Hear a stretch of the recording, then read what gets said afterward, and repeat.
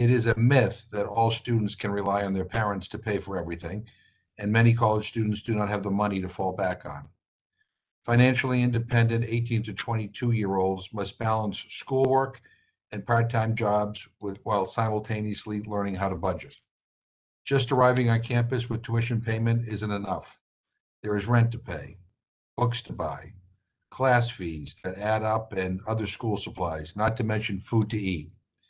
Campus studies suggest that as many as 59% of students experience food insecurity at some point in their college careers. So it is time to move beyond the trope of the starving college student.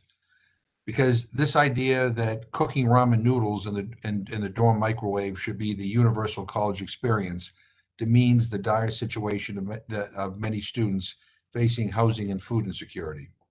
College students who worry about food often see their grades take a hit. It can take them longer to graduate, and food insecurity takes a toll on students' mental and physical health. Even before the pandemic, college students face food insecurity at above average rates. Now, pandemic-related campus shutdowns have caused the rate of hunger to nearly double in some states. So I'm grateful that in January, certain student restrictions to SNAP eligibility, such as being enrolled more than half-time, were temporarily lifted. But as more campuses reopen, more food resources should become available to vulnerable students. This is even more important for many college students who are non-traditional, low-income, or first-generation students. They must meet other challenges while pursuing a degree, like being a single parent, supporting dependents, or working full-time while attending class. And many students need to prioritize other family members' needs over their own, including food. So today we will hear from individuals and groups doing advocacy work on university campuses across the country. I believe we should be making a commitment to students who are doing everything they can to gain education and achieve their goals. This issue of college hunger is not new, but in terms of our discussing it, it is relatively new. This has been a problem for a long, long, long time. And I want to applaud those colleges that are taking the lead and trying to mitigate some of the challenges that students face when they come onto campus who are struggling to make sure they have enough to eat. But there's a lot more we need to do. And as we prepare, hopefully, for a White House conference on food, nutrition, hunger, and health, this needs to be part of this discussion. And I think there is a bigger role on the federal level that we can play to help deal with this issue. I believe that no one in this country should be hungry. And again, my eyes have opened up as I have talked to many students, many college presidents, many teachers, many advocacy organizations on behalf of students who struggle about the extent of this. And by the way, it's not just on the campuses of community colleges or state colleges. It's some of our most elite institutions have students who struggle with hunger. So now let me turn to our witnesses today. Ruben Canedo is the Director of Strategic Initiatives at the University of California, Berkeley.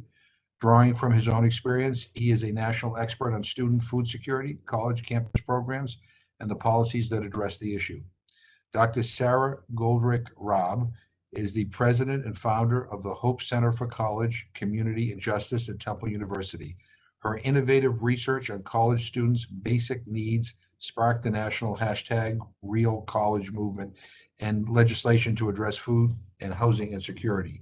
Dr. Joseph Ray is the acting director of the Office of Counseling and Career Placement Services at Allen University. He started the first food pantry at Allen University in April of 2019, which has since provided over 2,800 food bags to students on campus. Dr. Alicia Powers is the managing director at the Hunger Solutions Institute at Auburn University. Today, her leadership draws on her experience coordinating, implementing, and evaluating policies, systems, and environmental approaches to improve food access on campus. Ms. Rachel Sumek is the CEO and founder of Swipe Out Hunger, a leading nonprofit in addressing hunger amongst college students. She started Swipe Out Hunger in 2010 with a few friends as a college project at UCLA. The original model allowed students to donate their excess dining hall passes to their peers and has expanded since then. I'm grateful to all of you for being here. This is an important topic. And we will begin with Mr. Canedo, and you are recognized to share your testimony with us. I will yield to you now.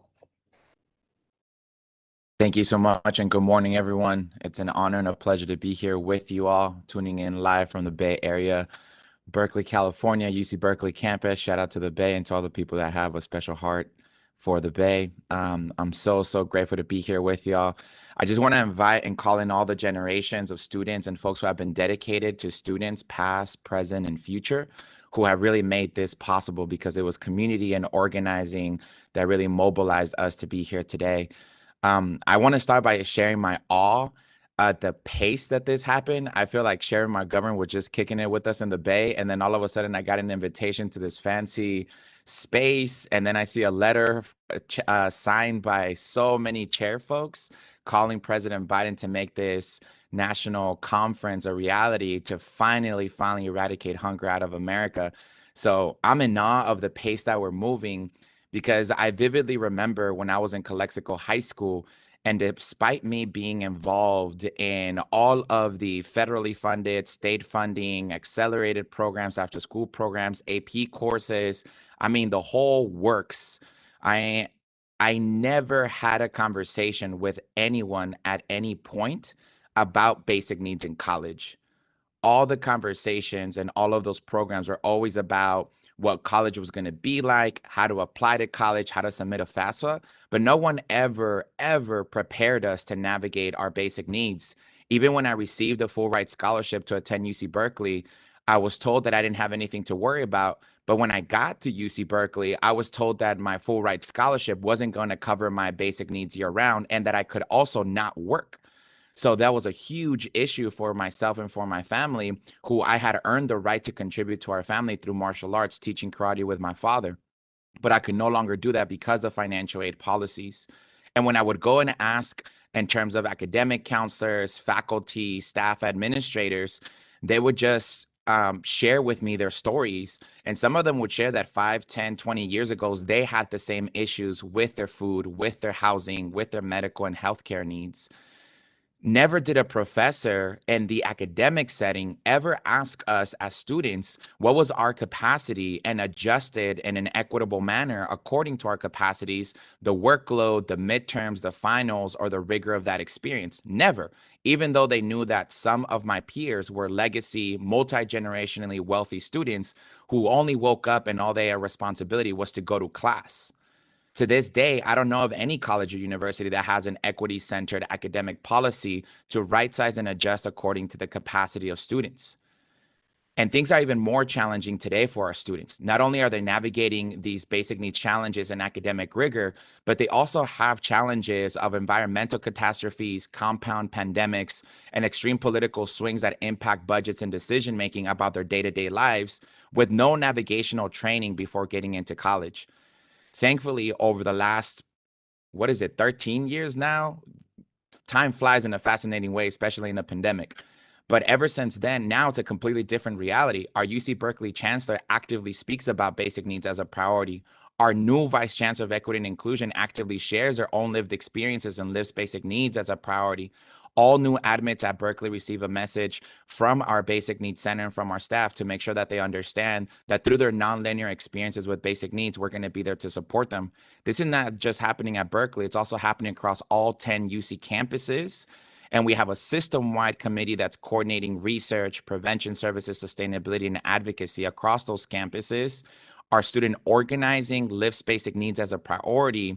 Our Office of the President and our UC regents are at the forefront of this conversation, working with us. And excitingly, we created CHEBNA, the California Higher Ed Basic Needs Alliance, to bring together California community colleges, California state universities, and University of California system to work together to build trusting relationships with state departments, committees, associations, coalitions, and do this work together.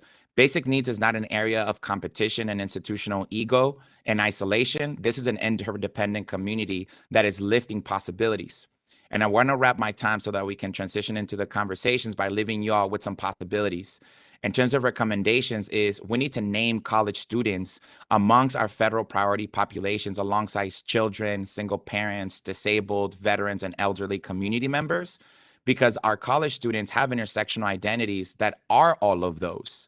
We also need to be intentional about designing the federal departments centering college students, because you just don't copy and paste college student and think that the existing ecosystem is built for them, because it simply is not. There's a lot of possibilities that we can develop by centering the college experience. And let's remind ourselves that a lot of our college students are translators and assisters and advocates for our peers in our communities as they apply for a lot of these federal programs. The last thing is to think about how do we prevent and not just address crisis resolution? And how do we prevent? We invest by doubling the Pell Grant for undergraduates and reminding ourselves that graduate students will not benefit from doubling the Pell Grant. So how are we going to support our graduate and professional school populations? In closing, y'all, I'm super excited to continue our relationships and to organize with one another. I hope that we can be part of the conversations that will shape this national conference. But what I'm more excited is about the journey beyond the conference and how we're going to bring medicine and transformative possibilities moving forward. College students are not trying to be placed in a higher ranking level of the hierarchy of human value. We are of our communities, and we want all solutions to be for all people at all times moving together. Thank you all so much for this invitation. I'm super excited for our quality time together as we move towards ending hunger as a community. Thank you so very much. I'm now going to turn to Dr. Goldrick. Robb. Good morning, Chairman McGovern, Ranking Member Cole, and distinguished members of the committee. Thank you so much for your commitment to highlighting and taking bold action to end hunger on college campuses. The opportunity to speak today is a bright sign of progress and a true honor. My name is Sarah Goldrick Rabb, and I'm the founder and president of the Hope Center for College Community and Justice, and I'm also professor of sociology and medicine in the Lewis Katz School of Medicine at Temple University. The Hope Center's primary expertise is in basic needs security, including food security among college students. Having been deeply engaged in this work for more than 20 years, I can assure you that basic needs insecurity in higher education, particularly food insecurity and hunger, is real, it is pervasive, and it is something that we can absolutely solve with the right combination of political will and strategic investment. My team's Real College Survey is the nation's largest annual assessment of students' basic needs. Over the last 6 years, it's been completed by more than 500,000 students across the nation. We consistently find that about 1 in 3 undergraduates experiences food insecurity. Students at community and technical colleges and those attending historically Black colleges and universities and tribal colleges and universities are at the highest risk. Rates of food insecurity are also higher among African Americans, Latinx students, Indigenous, and Native students. Students with children experience higher rates of food insecurity during college than students without kids. Rates of food insecurity are also much higher among students over 25, Pell recipients, LGBTQ students, veteran students, former foster youth, and students who are pursuing college after incarceration. Long before the pandemic struck, higher education and safety net policies failed to address the new economics of college and evolve with the students that they are supposed to serve. Public benefits programs like SNAP are a critical tool, but most food insecure students don't get SNAP benefits, largely due to restrictions on who can access them and difficulty applying. Even students who are deemed eligible for SNAP or other supports are often blocked by complex bureaucracies and administrative burdens. Many colleges and universities are doing what they can and going beyond food pantries. This is important because while campus food pantries can help draw attention to the problem, they are not effective in reducing food insecurity. Centralizing access to public benefits, emergency aid, case management services, and a food pantry in one location is a promising approach. Evaluations of models like single stop and Amarillo College's Advocacy and Resource Center show that with their basic needs addressed, students have substantially greater likelihoods of success in college. Recognizing that the National School Lunch Program abruptly ends when a student finishes high school, some colleges and universities provide free meals. Compton College in Los Angeles partners with Everytable to offer free, healthy takeaway meals. Following a hunger strike, the University of Kentucky partnered with Aramark to open the One Community Cafe, which serves to-go meals for $1. In its first year, it fed about 24,000 students. For what it's worth, students have had to engage in hunger strikes in order to get help elsewhere too, including at Spelman and Morehouse. White Mountains Community College in New Hampshire recently began providing free daily breakfast and lunch and one dinner per week to all enrolled students. And this month, Ozarks Technical and Community College in Missouri expanded its free breakfast program to all of its campuses. Bottom line, the science suggests that these efforts work. The Hope Center evaluated a meal voucher program at Bunker Hill Community College and found that it boosted credit attainment, likely improved students' well-being, and reduced the severity of food insecurity. Emergency cash assistance is another promising approach that offers students the dignity of choice while helping them address their basic needs. Our latest survey found that having more or better food to eat was one of the top 5 most cited uses of emergency funds. In partnership with the American Federation of Teachers, the nonprofit Believe in Students operates a FAST fund, engaging faculty to distribute emergency aid in a compassionate and rapid manner. Compton College, Dallas College, the San Diego Community College District, Western Governors University, and many others offer fast and easy access to emergency funds 24/7 using an app called Equity. Among the more than 97,000 students at 18 institutions who have applied using that app this year, an estimated 44% were food insecure. An initial evaluation suggests that students who receive just $250 in emergency aid were twice as likely to graduate. These initial actions are a good start, but they are not nearly enough for a problem affecting at least 5 million college students. So here are our recommendations. First, leverage Title IV to require institutions to document and address food insecurity and allocate sufficient funds to help. Most funds to higher education right now are allocated by aggregating part-time students into full-time equivalents, which effectively minimizes support for the nearly 6 million part-time students, many of whom have children and are at greater risk of food insecurity. It is far more equitable and effective for federal and state policymakers to distribute funds based on the number of students being educated, the total head count. Second, pass the Student Food Security Act to permanently expand eligibility for SNAP students to those who are eligible for work study or those with a 0 expected family contribution, and provide grants to institutions to identify and reduce food insecurity. In addition, pass the EATS Act to include attending higher education as a form of SNAP qualification, similar to work.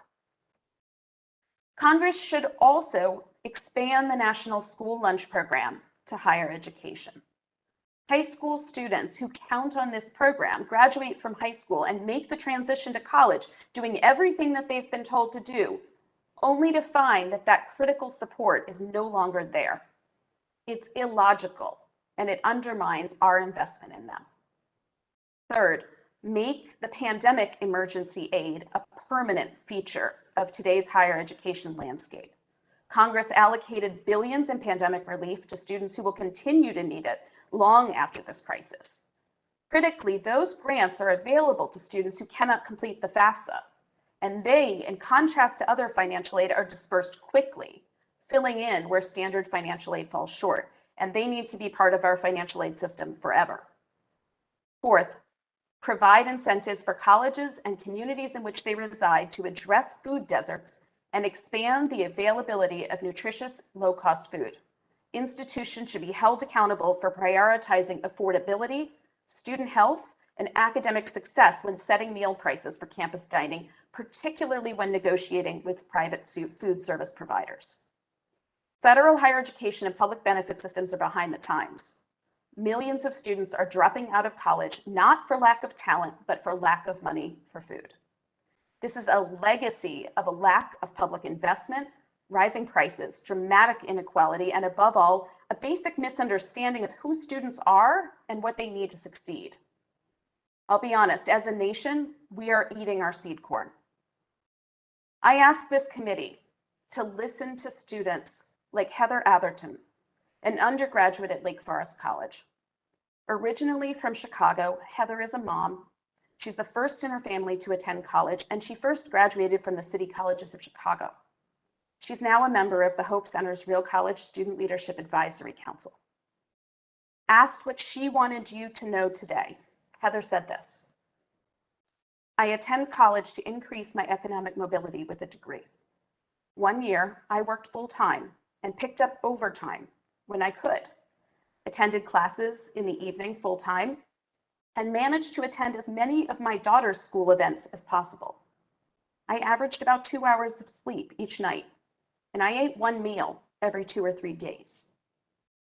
These days, she's still in college, I eat 1 meal a day. I know where and how to discreetly push on my stomach to quiet it when it begins to growl in one of my morning lectures. I tell my classmates that I'm eating lunch at work, and I tell my coworkers that I grab food at school on my way in. If you pack your schedule tight enough, no one knows any better. But this way of going through life is dangerous, unhealthy, and the worst example I could be setting for my daughter. I thank this committee for its leadership and willingness to hold this series of roundtables on how to combat and end hunger in the United States of America, and for a particular willingness to shine a light on the very real problem of campus hunger and food insecurity. I also thank Real College students like Heather, who have known about this crisis for a long time and been ignored. Their actions and advocacy are why we are finally here today. Now is the time to make the investments necessary to end this absurd problem once and for all. Thank you very much. Thank you so much. I now yield to Dr. Ray. Thank you, Chairman McGovern, Ranking Member Cole, and distinguished members of the House Committee on Rules for holding this hearing and providing me with the opportunity to speak today about food insecurity on college campuses. My name is Dr. Joseph Ray, and I am the Acting Director of Counseling and Career Placement at Allen University, located in Columbia, South Carolina. Data shows that food insecurity is a widespread problem on college campuses. Food insecurity is a major issue on college campuses across the country, with recent studies indicating that 20 to 50% of college students in the United States experience food insecurity. This is far higher than rates of food insecurity among the general population, which is closer to 12%. It is also important to note that not all students have equitable access to food supports and services, with recent research showing that historically Black colleges and universities are significantly more likely to be located in low food access areas than public non-HBCUs. Food insecurity can have a negative impact on student academic performance, as well as overall health and well-being. Yet, the misconception that food insecurity doesn't affect college students remains commonplace. This is fueled in part by outdated perceptions of what the typical college student looks like. For instance, not all students come from middle or upper class backgrounds. Many are the first in their family to attend college and work full-time jobs while attending school to support themselves and their families. Knowing that Columbia has a host of colleges and universities, and that food insecurity on college campuses is a rising issue across the U.S., the Columbia Food Policy Committee voted in 2020 to create a subcommittee to help bring about programmatic and policy change on Columbia campuses and across the city to reduce the rate of college students experiencing food insecurity. The subcommittee is currently comprised of 5 institutes of higher learning: Allen University, Benedict College, Columbia College, the University of South Carolina, and the University of South Carolina School of Law, with 2 to 3 student organizers and a minimum of 1 faculty or staff mentor representing each school.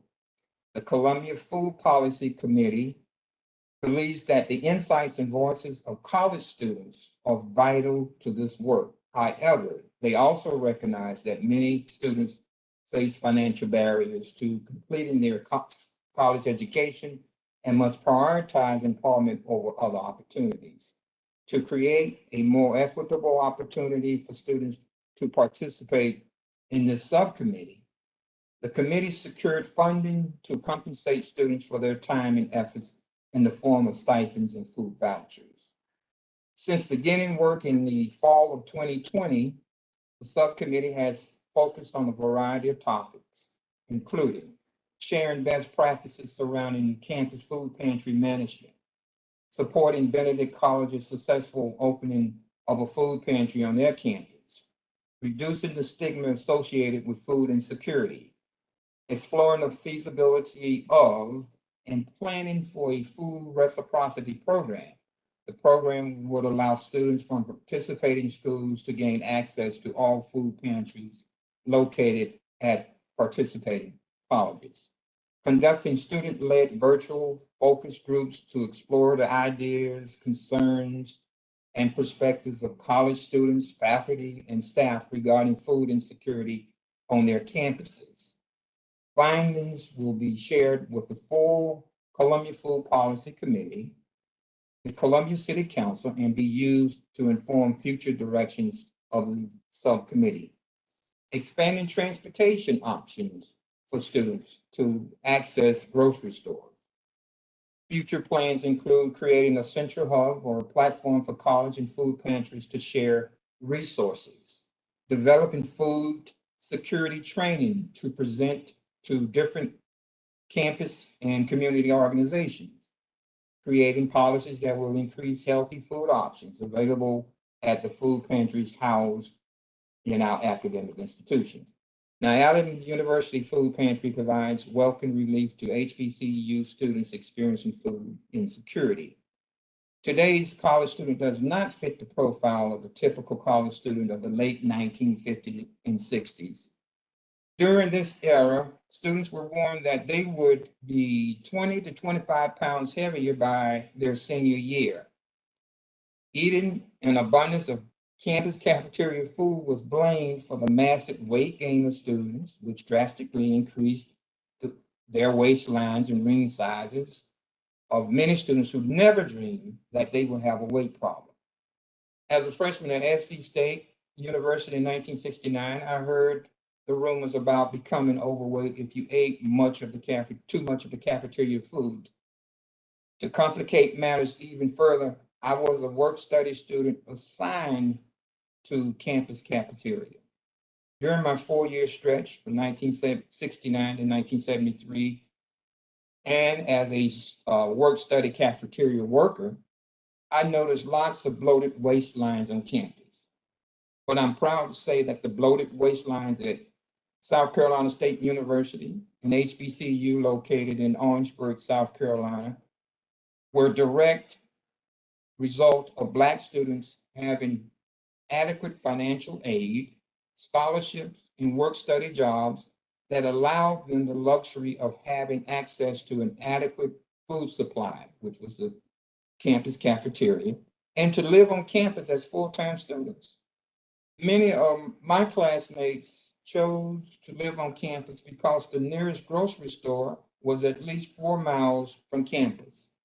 In essence, the HBCU I attended and 98 other HBCUs were in low food access areas. According to a study published in the American Journal of Health Promotion titled examining disparities in food access between historically Black colleges and universities and non-historically Black colleges and universities. As one of the co-authors of this research study, I was surprised to learn that so many HBCUs are in low food access areas. In May of 1969, President Nixon addressed Congress with the message that, according to a Time magazine report, exposed the problem. In his message to Congress, he promised to revamp the food stamp program. However, despite his promises, things got worse, and by 1974, he resigned in the wake of the Watergate scandal when the United States was now experiencing a full-blown food crisis. In 1984, President Reagan's task force on food assistance failed because the task force infuriated community activists when they stated that they could not find widespread evidence of hunger. Now, here we are today, dealing with the food crisis that would cause a young student to fail a class because they had to choose between paying rent or buying food. Today's HBCU college students are having a rough time. So many of our students must work full-time jobs to help pay their tuition because they're not receiving enough Pell Grant money to cover the cost of their tuition. They do not have the luxury of having enough to eat, devoting enough time to study, getting adequate rest, and experience prolonged bouts of stress and anxiety. I started the AU Food Pantry in April of 2019 when I was hired as the campus counselor in the Division of Student Affairs here at Allen University. And in my job description, it clearly stated that starting the food pantry was a top priority of Dr. Ernest McNeely, president of Allen University. So I was hired on a Monday and had the food pantry up and running on Friday of that very same week. The tremendous sense of urgency to start the food pantry was clearly evident in the 110 plus students that showed up during the grand opening ceremonies. The success of the AU food pantry is due to the generous help of one community nonprofit that stepped in to help me set up the food pantry from the very start. I have also picked up 2 additional sponsors which have helped the food pantry to continue distributing weekly food bags throughout the academic school year. We have also 2 student organizers who serve as volunteers, and they are also on the College Food Insecurity Subcommittee. To date, the AU Food Pantry has distributed 2,878 food bags to students living on and off campus. In addition to providing students with healthy snacks, we also provide a wide array of fruits and nuts. Some of the recommendations that we feel will address food insecurity at HBCUs are as follows. Increase the amount of Pell Grant money to offset the rising costs of college tuition. Establish an emergency fund account to help students from creating debt to pay for living expenses like rent, utilities, food, car repairs, or other incidental expenses that just might pop up unexpectedly. Allen University has a cooperative agreement with Comet City Bus Transportation to allow our students to ride the city bus free anywhere throughout the city. Students only have to show their student ID.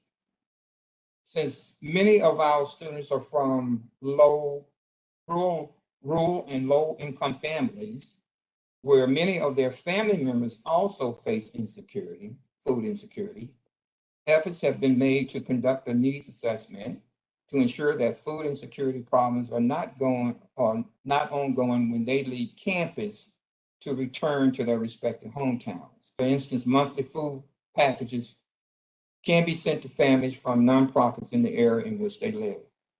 And lastly, improve the financial well-being of students by teaching them financial literacy, so they won't have to or be forced to work full-time jobs and pay and and create debt situations.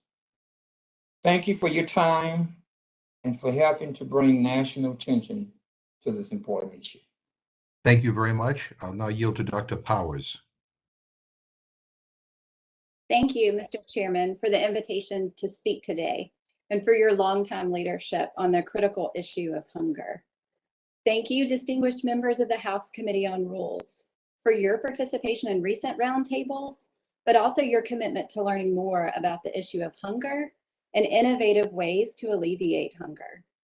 I applaud your collective and continued push toward convening a White House conference on food, nutrition, health, and hunger. During the past 20 years, I have focused my professional activities on facilitating collaboration between researchers and community leaders with lived experiences to collectively implement innovative solutions to food access challenges throughout the Southeast. In my current role, I serve as Managing Director of the Hunger Solutions Institute in the College of Human Sciences at Auburn University.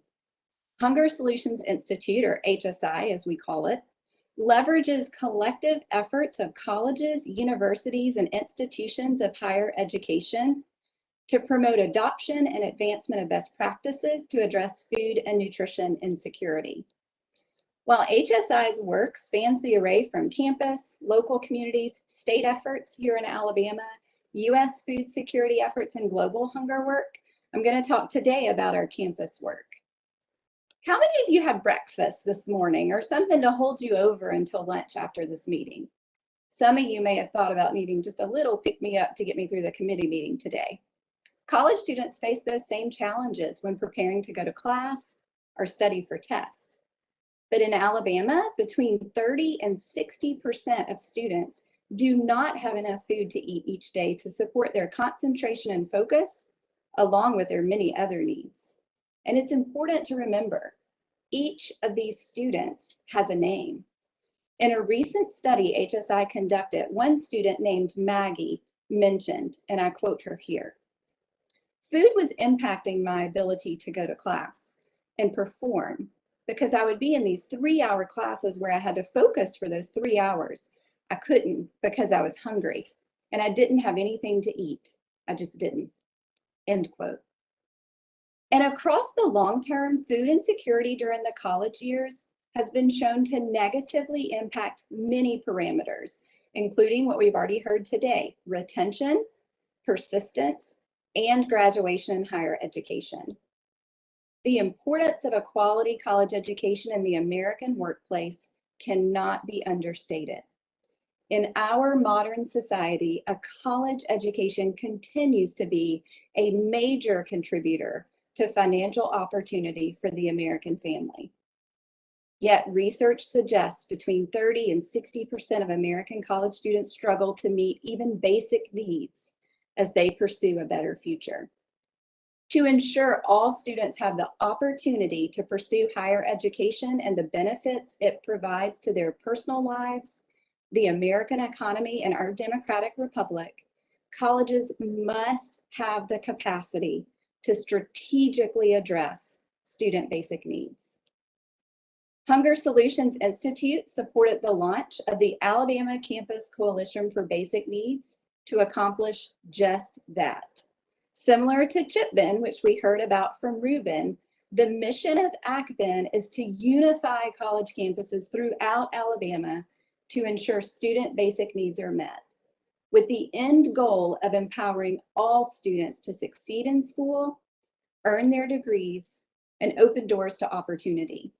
Initially, ACBIN started with 12 four-year universities in Alabama, including 3 HBCUs, which we just heard about from Dr. Ray.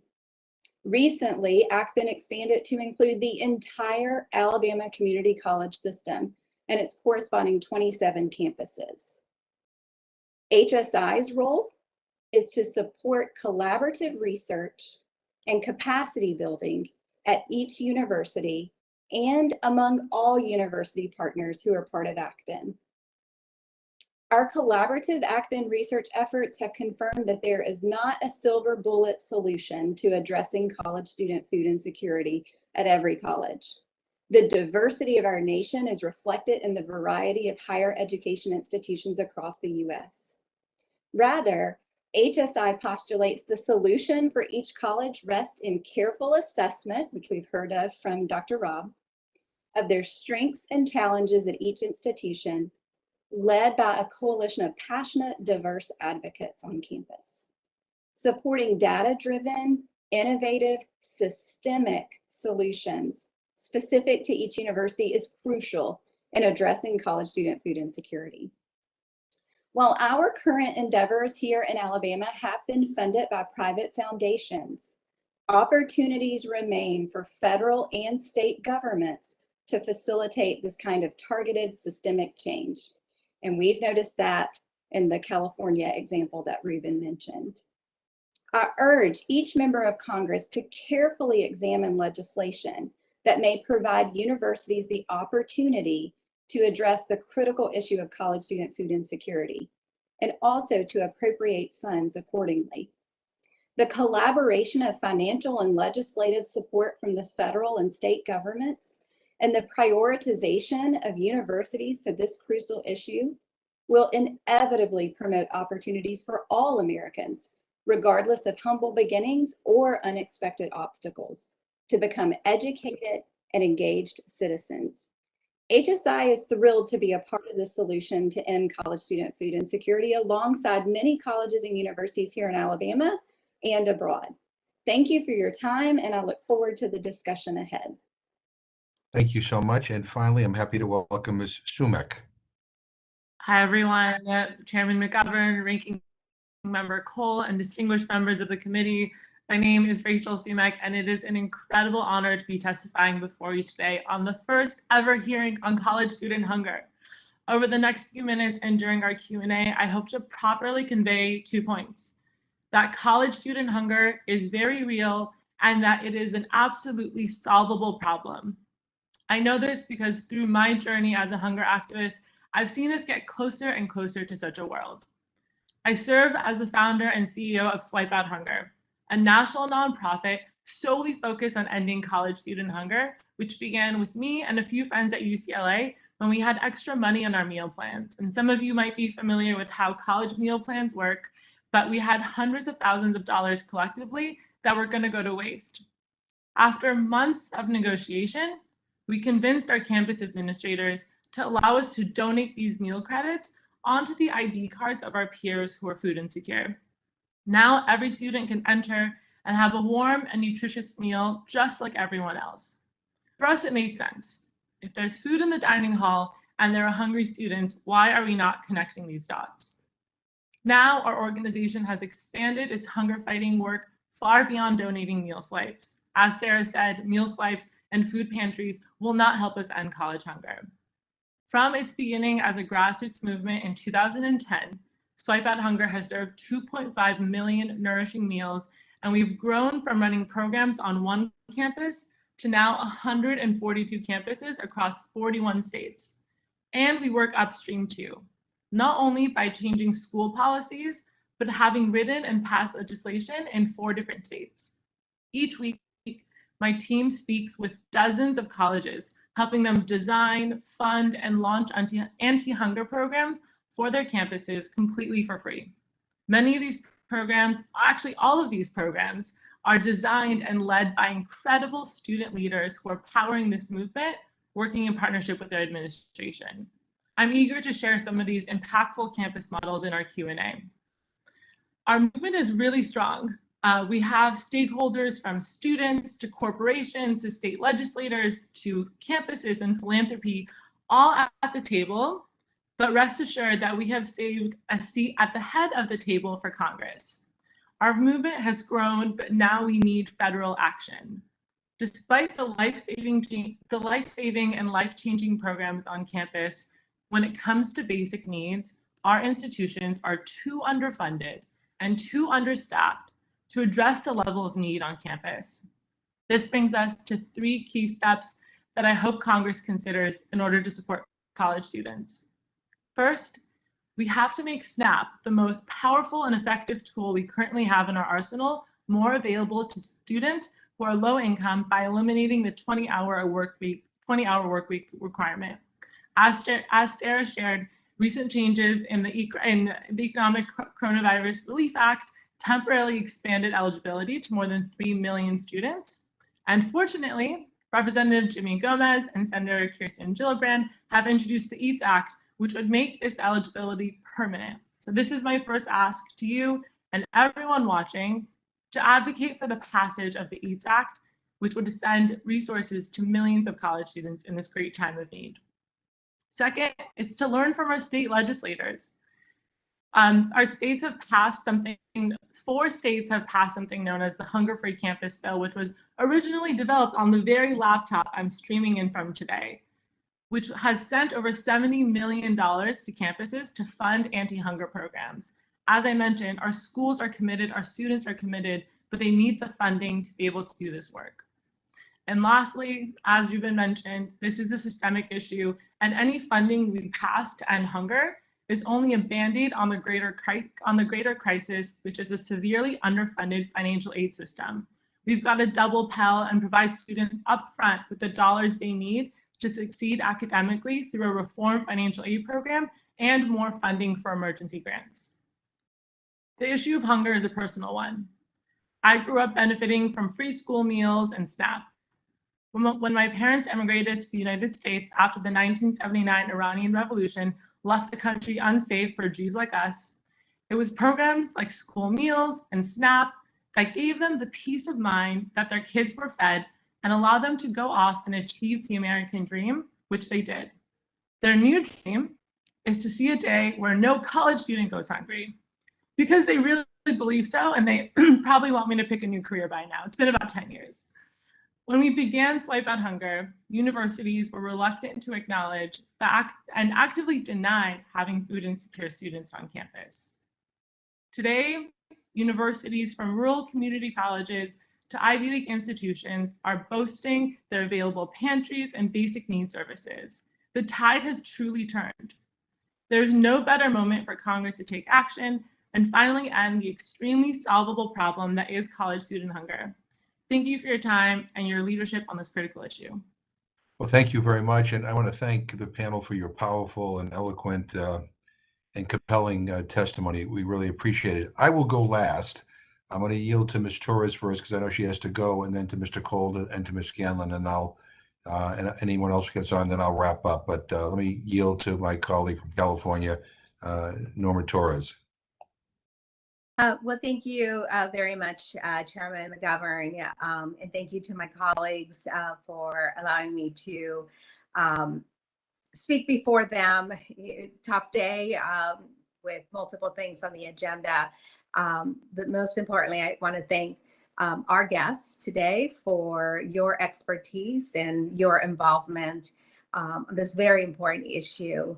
I have dealt with this issue both as a state legislator here in California and now in Congress. 2 years ago, introducing the Basic Needs Act with then Senator Kamala Harris, we have been able to advance parts of that bill. We've been able to advance partial funding of that bill, but it is incredibly frustrating that, knowing that this issue is such an important issue and an emerging issue, a growing issue in our communities, that we have not been able to get a hearing, a committee hearing on it. So I think that, the leadership of the Rules Committee really shows today in Chairman McGovern. He has been pretty committed to hunger issues and now focusing on college students. I am a product of community college. My youngest son was in community college. One day I observed him making, a pile of sandwiches. And, this kept going on, day after day. And it's like, okay, so how many sandwiches are you eating, a day? You're so skinny. How is it that you eat so much? And he's like, Mom, don't you know, there's a lot of students at school that are there all day. They don't have a car. They don't have, any other, transportation other than either walking to campus, 4 or 5 miles, taking a public transportation, and then they're there all day because they can't afford the bus back home, and they have nothing to eat. So, I make sandwiches for any one of them who is hungry and may want some. And I said, well, how do you know all of this? He says, well, first of all, I saw some of the kids eating out of the trash can, pulling, food out of the trash can, and no one should have to do that. And, I think, he's absolutely correct. So focusing on this issue and having town hall meetings at college campuses around this issue has really been an eye-opening experience, not just as it relates to the lack of food, but the lack of other services, housing.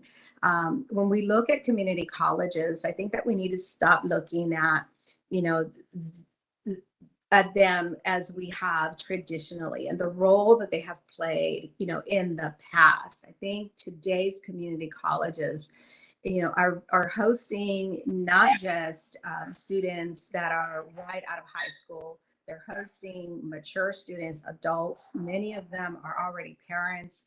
And, they have challenges too. So one of the things that we are exploring is housing. Just like we have dorms in universities, is there an opportunity to partner with community colleges, with universities to build the housing that is necessary, not just for single students, but for parents who may have children and need an opportunity, to be able to house themselves and their children while they're in school. It's that kind of support, for these future leaders. If we want to continue to look as our nation as a global leader, then we cannot leave anyone behind. So the Basic Needs Act, what it does is it authorizes $1 billion. It takes 25% of that and allocates that directly to community colleges. 25% of it is also directly going to minority serving institutions, which we know, bear the brunt of this challenge. And with that, it incentivizes colleges to create programs, to create opportunities for students to access programs that we already have. It makes no sense, for example, for a high school student who is already on a reduced lunch or free lunch to move to college and that financial information not follow them, to their college or university. We know already that they are, extremely poor because they are in reduced or free lunch. So why is that information not following them? And, many students, once we turn 18, many of us, myself included in that, did not have the support of our parents, financial support of our parents to continue with our education. So we have to look at, those individual cases.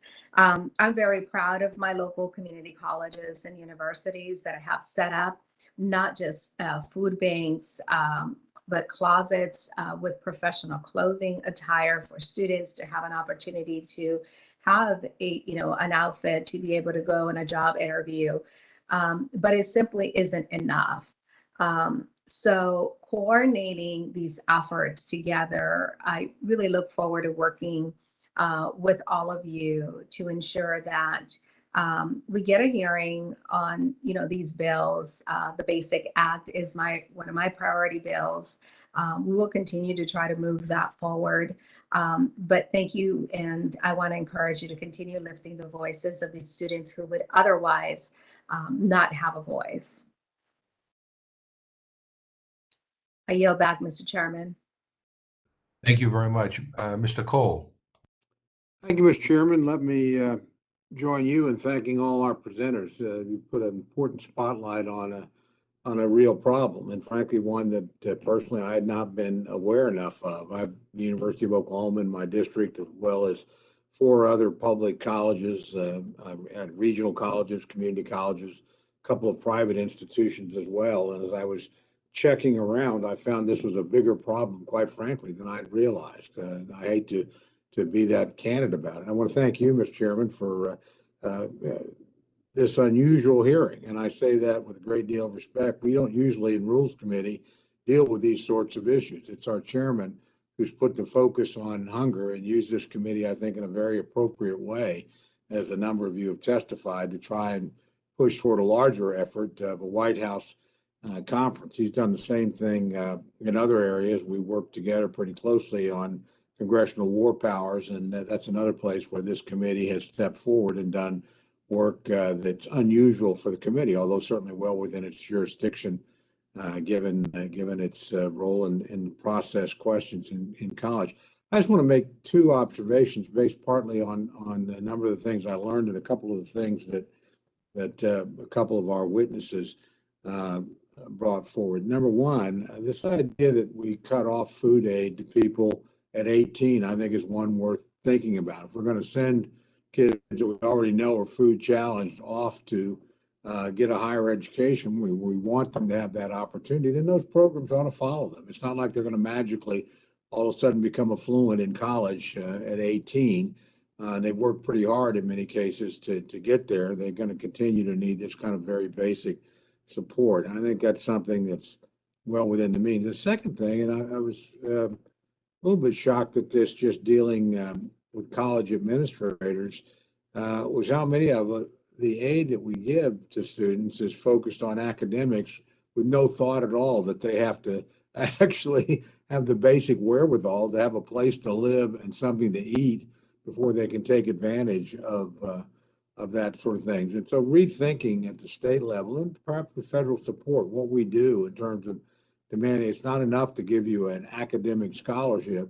There's got to be some things that go with it, particularly in certain cases where students just simply cannot expect the same parental support that many educators assume is automatically there, but we know is not, particularly for our most challenged students. I think those are things we ought to look at in terms of the requirements we asked institutions to take and the support we offer. If you're going to help us by making sure that, historically challenged parts of the population have access to higher education in a way that their parents and grandparents did not, or many of their peers do not, then maybe we need to provide you something extra to make sure you can provide the basic support levels they need. But those are things I don't think Congress has spent very much time on, at least not to my knowledge. And I actually sit on the Appropriations Committee that deals with higher education.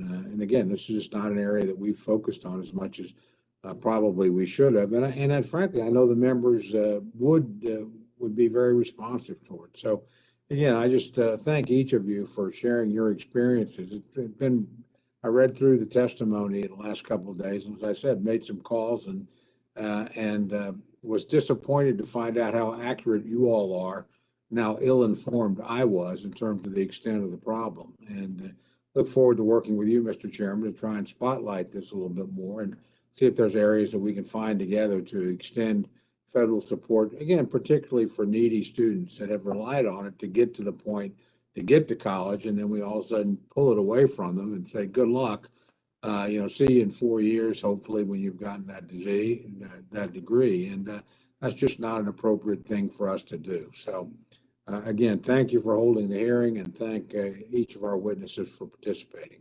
Yield back. Well, thank you, and I appreciate your words and your commitment to working with us on this.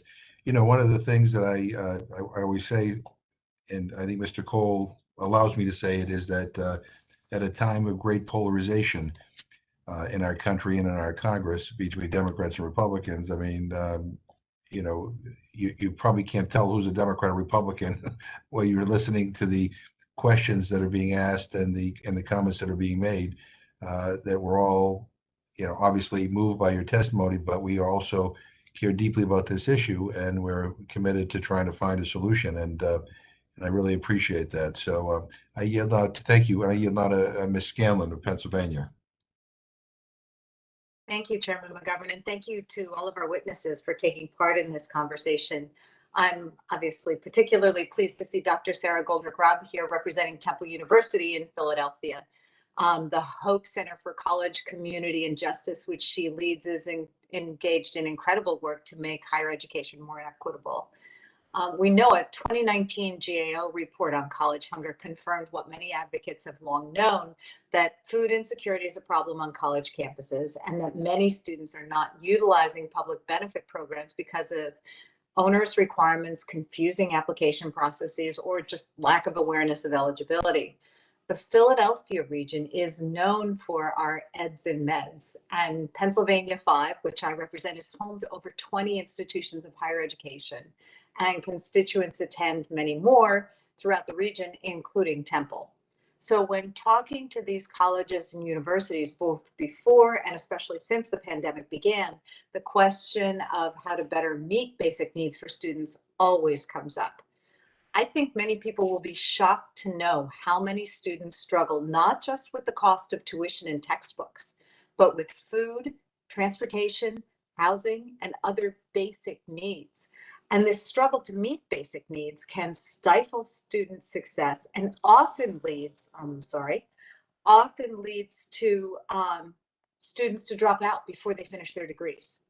So I know many local institutions of higher ed are working on innovative ways to address the root causes of these issues and to meet students' basic needs, but it's become clear that many of our federal programs are outdated and don't match the realities that today's students are facing.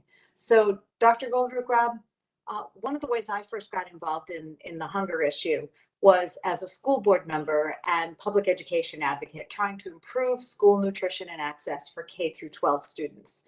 You mentioned in your testimony that Congress should expand the National School Lunch Program to students in higher education. Can you talk about that proposal and why this would be a logical step to addressing food insecurity in higher ed?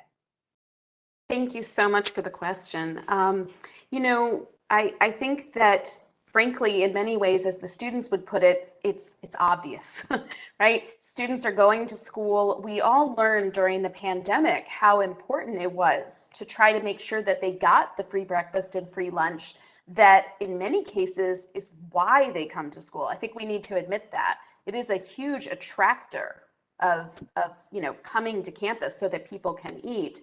And they literally feel like the rug gets pulled out from under them. I've had student after student, including, I have to just admit, I've done these interviews even in Oklahoma, let alone in Philadelphia, where students have just said, I just don't understand it. What did you think was going to happen when you abruptly cut me off from this support? And of course, part of the answer is that we assumed that the Title IV financial aid system would make everything okay. Right? That was the idea, and I think it's worth reminding ourselves that 60 years ago, that was the promise of the Pell Grant, that if a student was from a low-income family, they'd be able to get through college without having to face financial barriers because Pell would cover the whole thing. Well, that hasn't been true, even at community colleges, really, since the 1970s. And so while some people think that community college is already free, the average out-of-pocket cost for a low-income student, out-of-pocket cost, is over $8,000 a year. I really think most people would find this completely shocking, and what it really does mean is that we have to bring other programs to bear, and the National School Lunch Program would seem to be a really good place to start. I want to acknowledge that, of course, lots of people win besides students when you expand the National School Lunch Program. Ag wins, frankly. The food service providers who might get some additional business here may win. And of course, colleges, which right now are struggling to come up with the food and trying to figure out the best way to do this, they would benefit from that additional support and the effort. So I think this is something that frankly, we can't afford not to do. What kind of steps do you think we need to take to achieve that goal?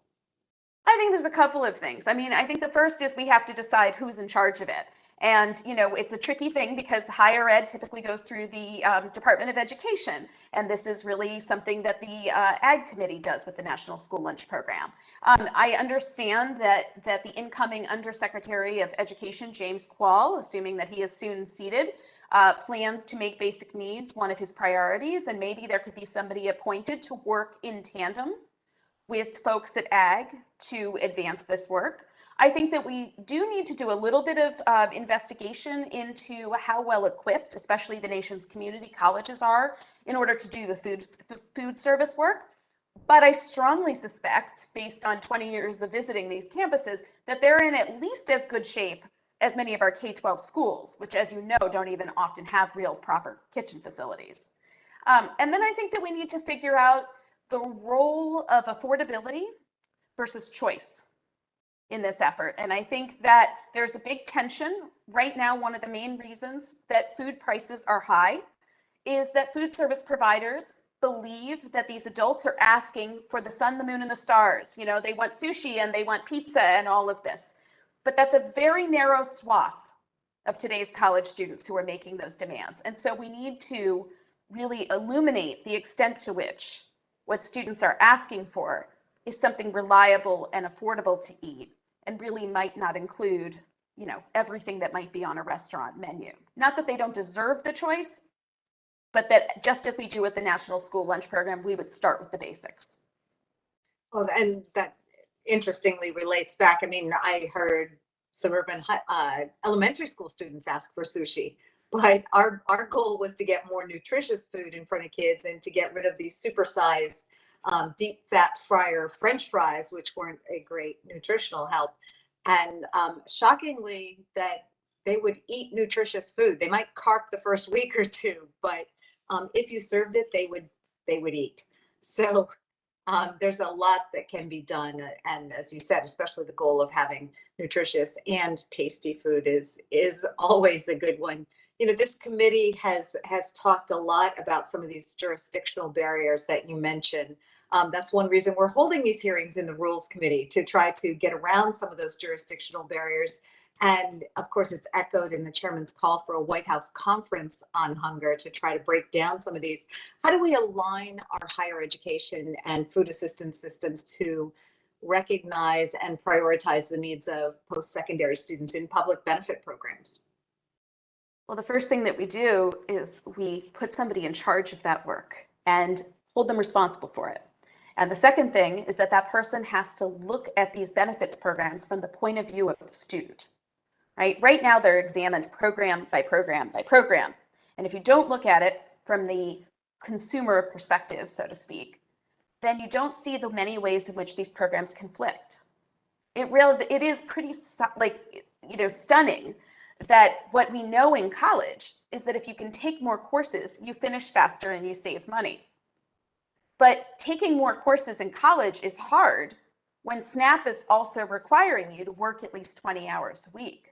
These things seem counterproductive, right? With the one hand, the federal government wants you to finish faster and save money. With the other hand, it's telling you, but you can't afford to eat unless you do more. The same thing happens around housing, by the way. You know, we have public housing authorities in this nation that tell people who live in public housing, you'll lose your public housing if you go full-time instead of part-time. That's clearly counterproductive. And while there are some who might intend it that way, I think for the most part, these conflicts are unintentional. They just have not been carefully examined.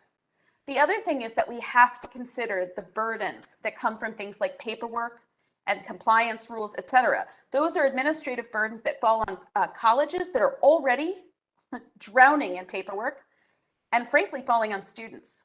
Why should we ask a student to fill out additional applications if they've already done the FAFSA?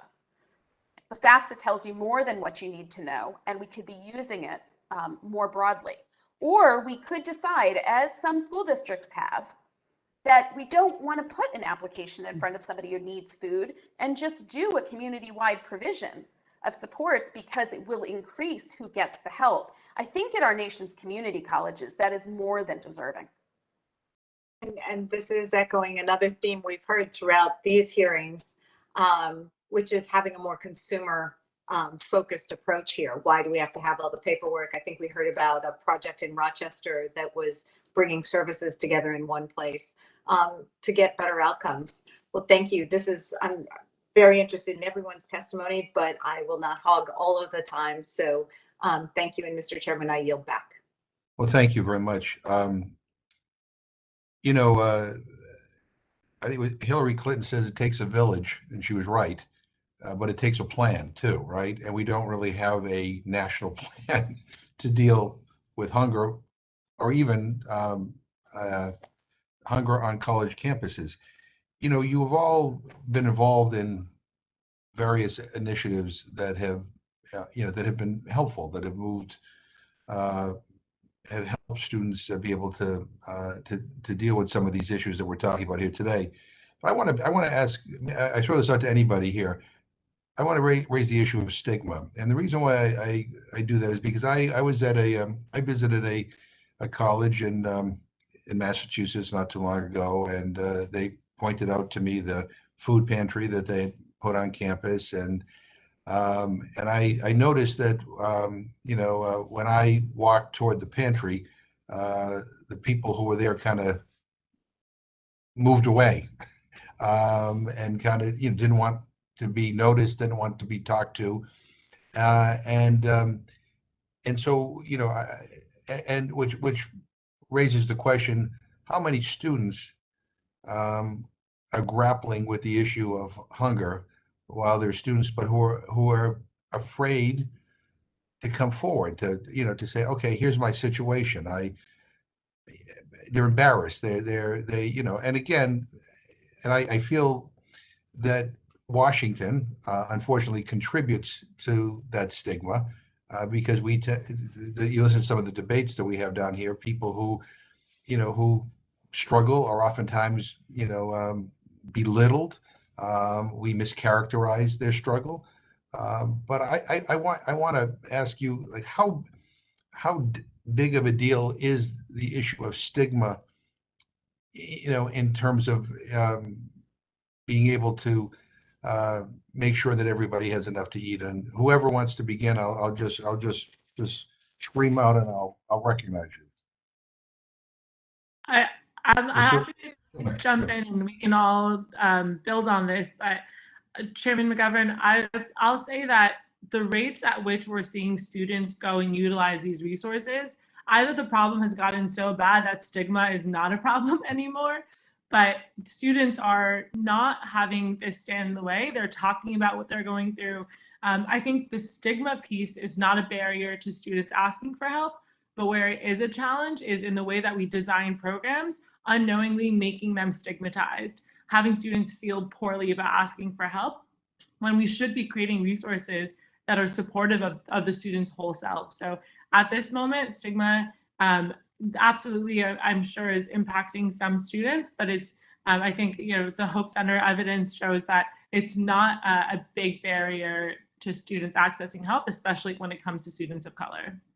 I think also to play jazz with that, y'all, it's really important for us to transition the stigma conversation to something that actually is more intimate to the day-to-day experience of students, which is students feel gaslighted. They feel gaslighted by the fact that they're told that they have enough financial aid, that they're told that they're smart enough and that they shouldn't be struggling for basic needs, that they're told that if they're struggling, they're not working hard enough. So that's a very different conversation than the shame and stigma conversation. Are there students that are experiencing that? Absolutely, because how do we treat poverty as a conversation in this country? But that's a whole different conversation. If you come to any of our college campuses that are dedicated to basic needs, you'll hear music and an environment of community in the pantries as people are applying to SNAP, as folks are showing to the Basic Needs Center. There's an embrace and an understanding that they're not alone when they come into this environment. But I think that is something that we need to connect the dot to the fact that right now there's a culture of no for college students. Right. Which is the point that Sarah and many of us are talking about, that there's federal infrastructure that is supposed to be taking care of people in need at all times. Yet when we think about people, our imagination right now doesn't include college students.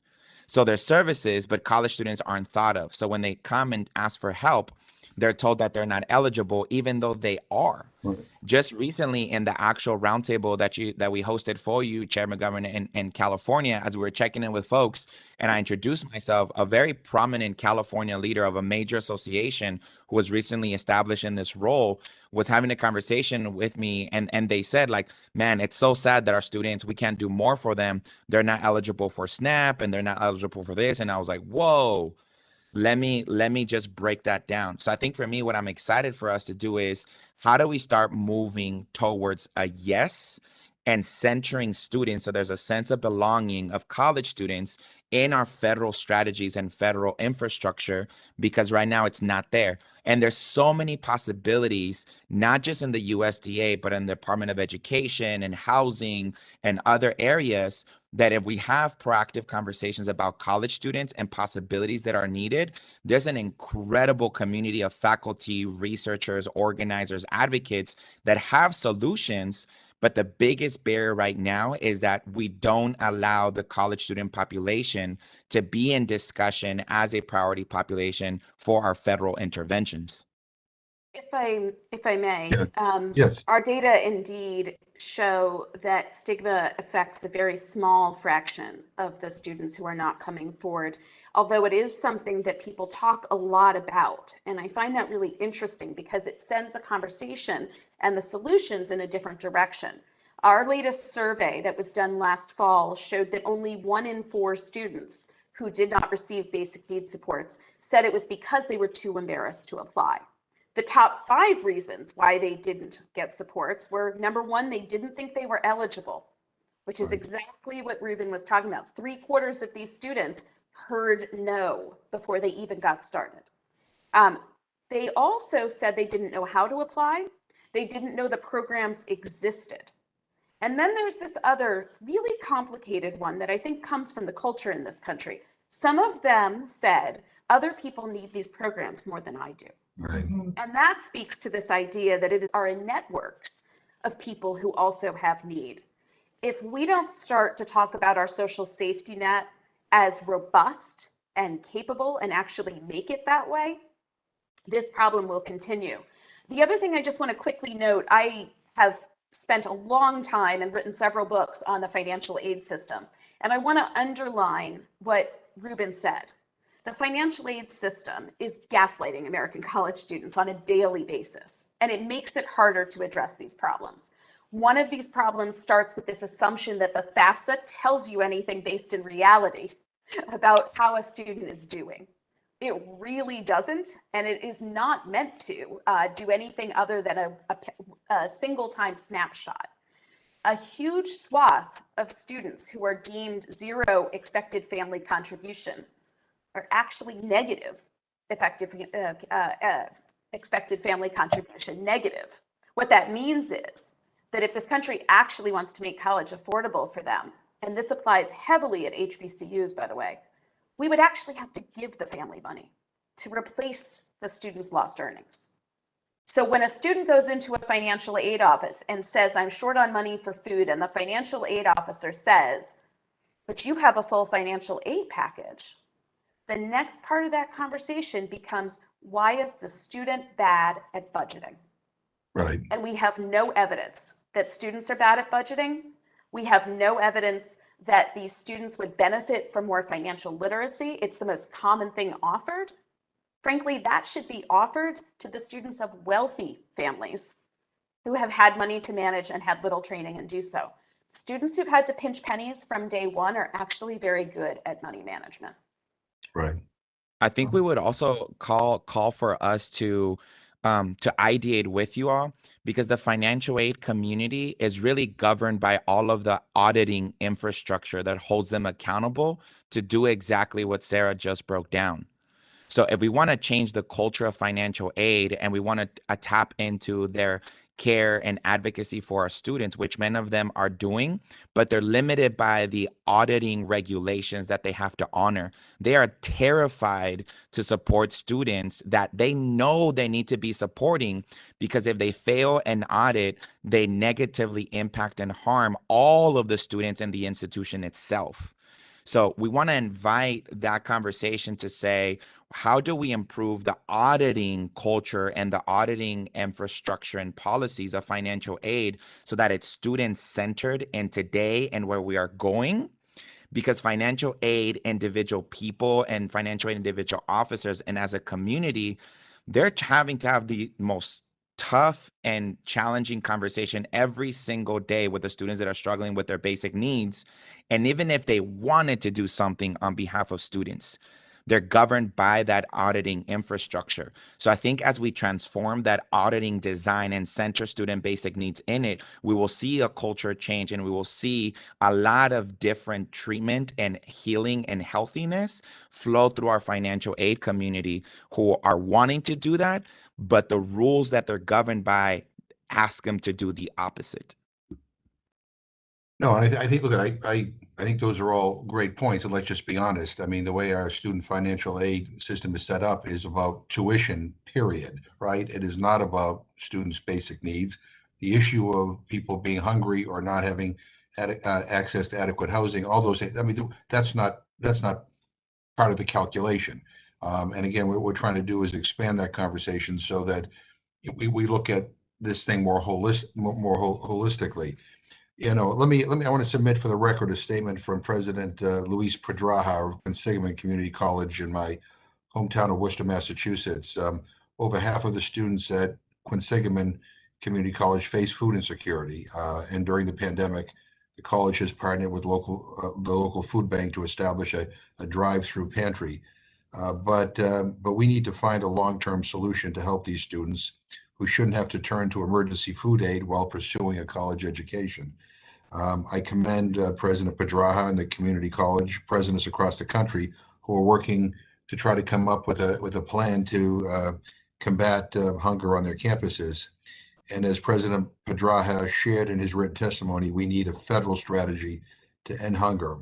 And a White House conference on food, nutrition, hunger, and health can help bring agencies together from across the federal government, advocates and experts such as college leaders to develop a plan to end hunger once and for all. As you, Dr. Goldrick, Robb, and Dr. Ray have mentioned, there is significant engagement from a number of college presidents across the country working to address campus hunger. Could you share insights on the levels of engagement you encounter? And even if you have every college president engaged, I would assume you would still need a congressionally directed solution as well. So let me yield to you for.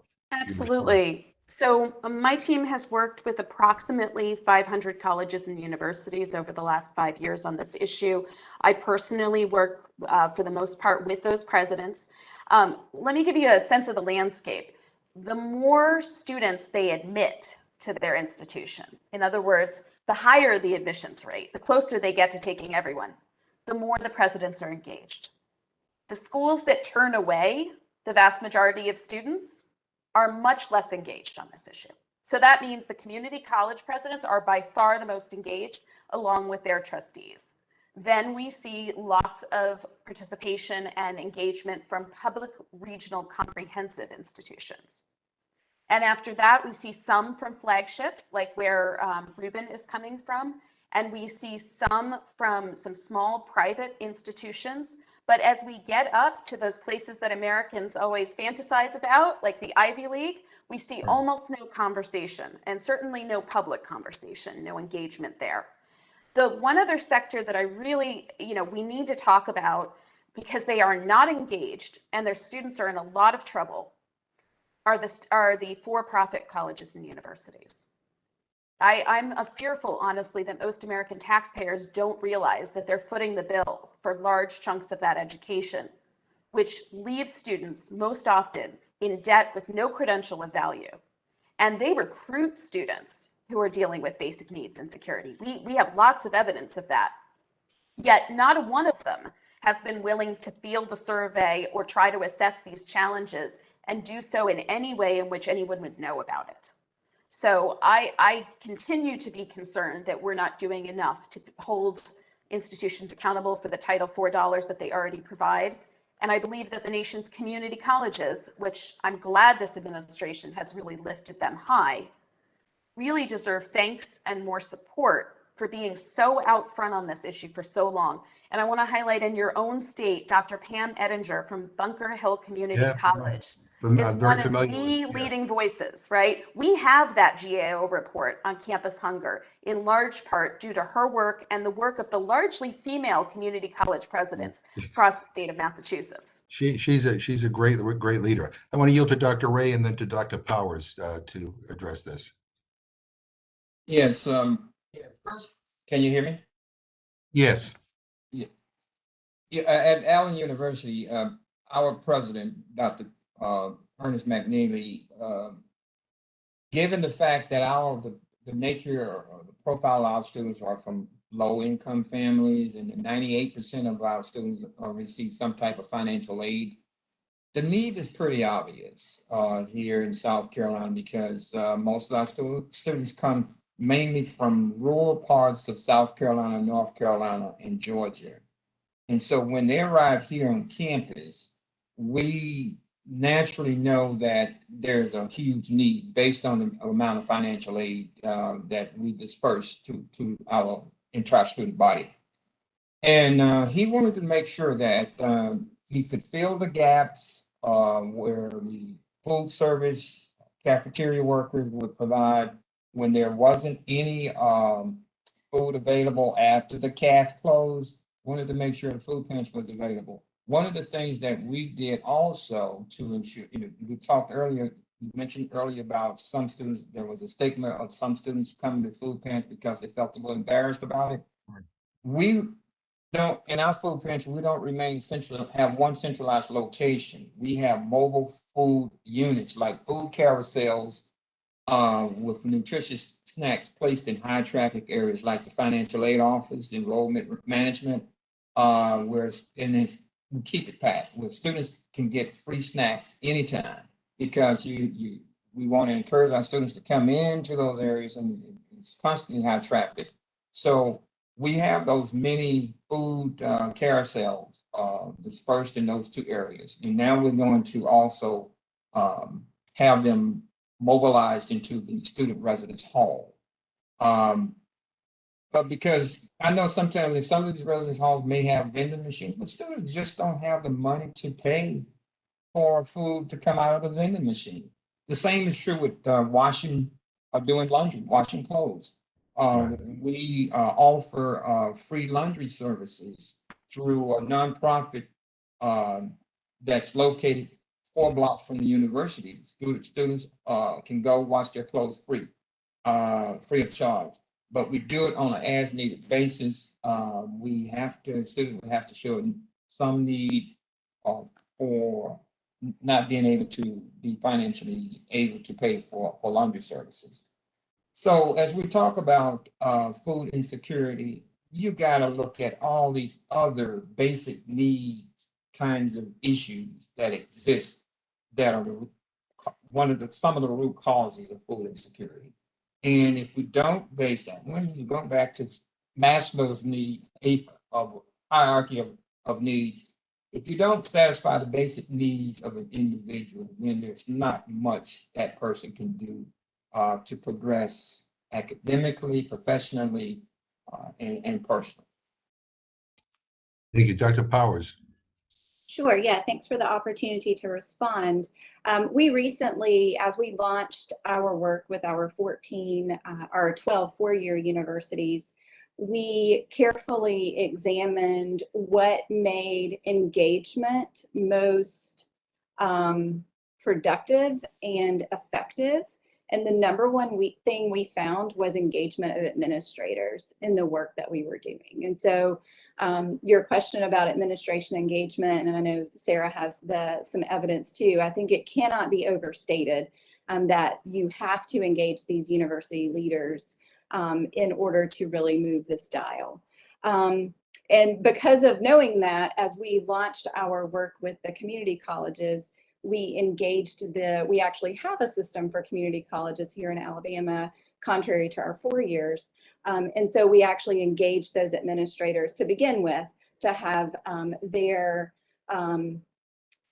push for the community colleges to be involved, but we're also engaging the grass tops and the grassroots at the community colleges. So I think it is important as we talk about federal legislation and how that can obviously play a pivotal role in moving this dial. I think it's important that we empower the university administrators and the universities and hold them accountable to really understanding what their needs are on their campus and addressing those needs appropriately through the legislation and appropriations that are provided. So I really appreciate that question.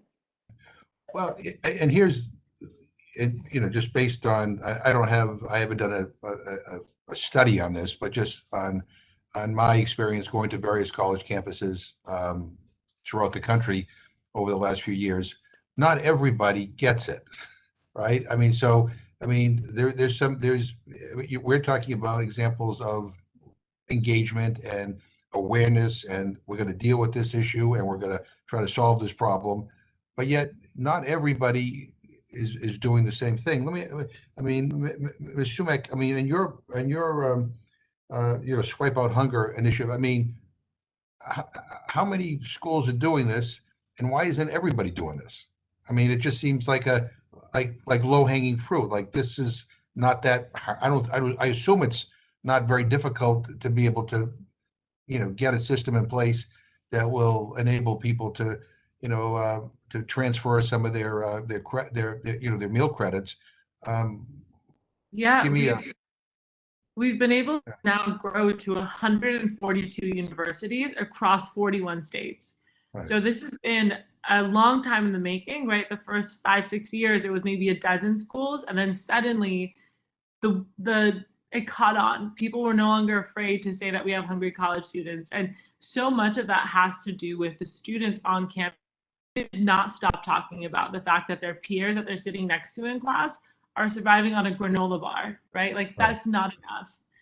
So our movement has been able to grow significantly because of student leaders. And I'd be remiss to not mention that our universities treat food as a source of revenue. So universities don't provide food because they're like, oh, people are hungry. They're providing food because it's a huge source of revenue. So how do we go back to a point in time where food is actually centered as a basic need that students need to be able to focus in school? So, I'm a huge advocate for not just providing food at cost, but subsidizing the cost of meals on campus so that we center food again. So, we've seen great progress. Swipe Out Hunger has a partnership with both Sodexo and Aramark, the two of the leading food service companies, huge multinational, multi-billion-dollar companies, who are now showing up to the party. They're at the table investing dollars in changing their logistics. We're about to onboard 100 new Sodexo schools into our movement. So that'll be a huge jump. So we're starting to see a lot of progress, and we believe that additional federal subsidies, the same way we subsidize meals in K through 12, could change the lives of millions of students. Good, thank you. Ruben, do you have anything? How do we, when we met, I was impressed by your energy and your focus, and I joke with you, I wouldn't want to be on the opposite side of an argument with you. But it is activism, that has resulted in a lot of the changes, the good changes that we've seen on many college campuses. And but I'm still concerned about all those that still don't get it, right?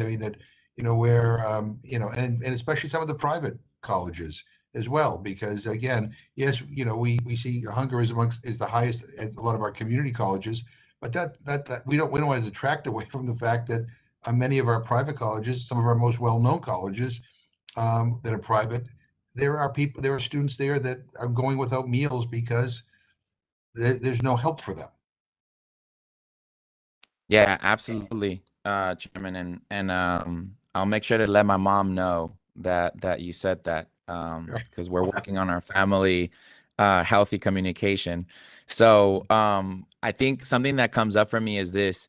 When we started this, way back, we're 10 years plus in this organized approach to facilitating basic needs efforts and the movement that is not just at the campus level, state level, and nationally. I can't agree with you enough every time that I hear you say that we can't just have the the why we need to do the work, but we need to have a plan. Right. What has been missing is that there's been a lot of story sharing of students experiencing hunger, administrators not knowing what to do about it, and our county, state, and federal offices challenged by understanding the complex and missing policies and protocols for college students. So what we've been doing over the past 10 years is to focus on what are the possibilities, what needs to happen to prevent from the pre-college point all the way to maximizing the existing resources for students. And of course, design emergency and crisis resolution interventions for when students get there. But the goal should be to minimize the amount of students that are in ongoing emergency and crisis experiences. So that's what we've designed in California across the UC system. Just last year, our UC Regents published the next phase to improve basic needs for college students. That's incredibly powerful for the governing board of the University of California to say this is a priority for the UC Regents, and we invite all 10 campuses to contribute to our next 5 to 10 year plan.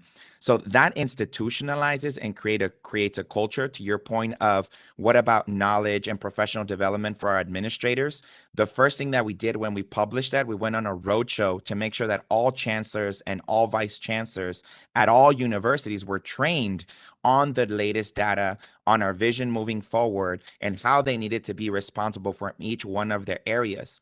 We're showing up with a lot of intention of saying, all of us at all times and all of our locations have something to contribute to improve the basic needs of our students. That's from the C cabinet level to the middle management, to the faculty, to the staff, to the students themselves. We just want that to be a shared commitment with our state and federal government entities. We want to make sure that they understand that we're limited in terms of the outreach and the training and application support and assistance. But if the infrastructure isn't there on the budget, policy, and protocol side of state and federal entities, it's really challenging to do the work. We always say this. We already know that we need to do better. We know how to do better. We just need for us to be intentional about prioritizing these conversations so that we can start making things happen. So amongst you on the relationships that you have, you already know who are our federal department leaders. Right. Have them meet with us. Let's not wait until a national conference to get to the national conference to do something that we've known for the last 10 plus years that we already know how to do. Leadership changes the culture and the possibilities. I can't express to you all enough how much our basic needs efforts just like took off as soon as we started bringing chancellors and regents into California that had either lived experiences or that were willing to say, this is a priority. Basic needs impact students' application, their yield rates, their enrollment rates, their persistence, their performance, and their completion. That is statistically proven. So all higher education leaders need to understand that if they have a commitment to students, they have to have a commitment to basic needs. And we have finally plans of how to make those things happen. It's just working in partnership with y'all to put us in the right conversations with the right people that actually have decision-making authority and influence to make things happen. That's why I love being here with y'all. We've been waiting for this. We've been dreaming about y'all. We're ready for this to make some magic happen, some good trouble that no one even thought possible, but we've known it's not just possible, it's necessary. Yeah. Well, as Ms. Scanlon pointed out in her opening remarks, I mean, one of the reasons why the Rules Committee is doing this is because we're not constrained, by jurisdictional issues, right? I mean, so when we talk about the issue of hunger in general, I mean, we talk about only SNAP when the Farm Bill comes up, and we talk about school nutrition and the Education and Labor Committee when child nutrition comes up. I mean, everything is very siloed. There's not one committee or one agency or department that is responsible for this. And so we've also been having a series of conversations with cabinet officials in the Biden administration. So we want we want the input of not just Secretary Vilsack, who's the Secretary of Agriculture, very, very important to a lot of the stuff we're talking about, we had a conversation with Secretary of Transportation Pete Buttigieg. There's a transportation aspect to this. You've all talked about some of that in your testimony. We had a conversation with Secretary of Energy Jennifer Granholm. When it comes to hunger, we want her to deal with the issue of the climate crisis because that impacts us all. But utility costs, right? I mean, in Massachusetts we get cold winters, and so people pay high heating bills, and that impacts your food budget.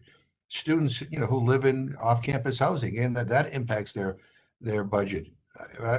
California, a few weeks ago, I mean, it was pretty hot in some parts of California, right? So the air conditioning utility costs. So, there's a role for the Secretary of Energy. So what we want, and the Secretary of Education obviously has a role in all the stuff we're talking about here today. So what we want right now is for President Biden to say, yes, we're going to do this. And, and hopefully that's going to happen soon. But then what we want him to do is say, okay, Secretary of Education, you sit down with all of the people we have gathered here today and others, and let's figure out a plan to deal with the issue of food insecurity and hunger on college campuses, so that when you have a conference, a White House conference, it is not a press conference. It is a forum in which we have deliverables and a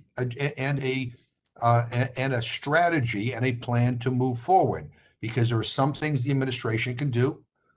There are some things that Congress is going to have to do. And some of the things that we all think are pretty common sense, welcome to Congress. Things that seem sensible sometimes are very difficult to move. But let me ask you a question as well. Part of what we want to do at this conference, in addition to all hands on deck approach at the government level, federal, state, and local, there's a role for the private sector in all of this. And, Sumek, you mentioned some of the private food companies. Well, let me ask any of you on this call. I mean, what is the role of the for-profit businesses? Obviously, that provide many of the food services. How do we? What should we be asking of them? What is their role in this effort to try to, deal with campus hunger? Anyone who wants, go ahead.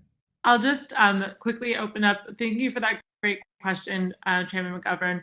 One thing that I'll just quickly also make sure that we get to today is, we're all very politically astute, and we know that potentially in the next 14 months or so, the amount of power that we might have to bring forward this conversation might not be as strong. So wanting to be cognizant of the timeline that we're working with, and how do we get these conversations going, whether in advance of this White House hearing or sooner, hopefully being able to get the right people in the room and move these conversations forward.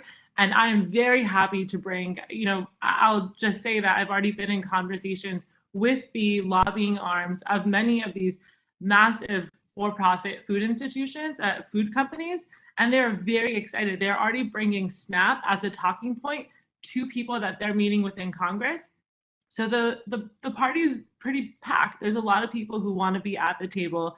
Food service companies, we just got, we'll be announcing a grant from Chobani where they're giving away a lot of cash to colleges and community colleges to help fund their basic needs on campus. So food companies are showing up, our food services, the technology companies, and I'll open it up to everyone else, but I also want to kind of ask you how you're feeling about the timeline that we have here, given that we have, about a year and a half or so. So and I want other people to comment on this question, but let me just say about the timeline.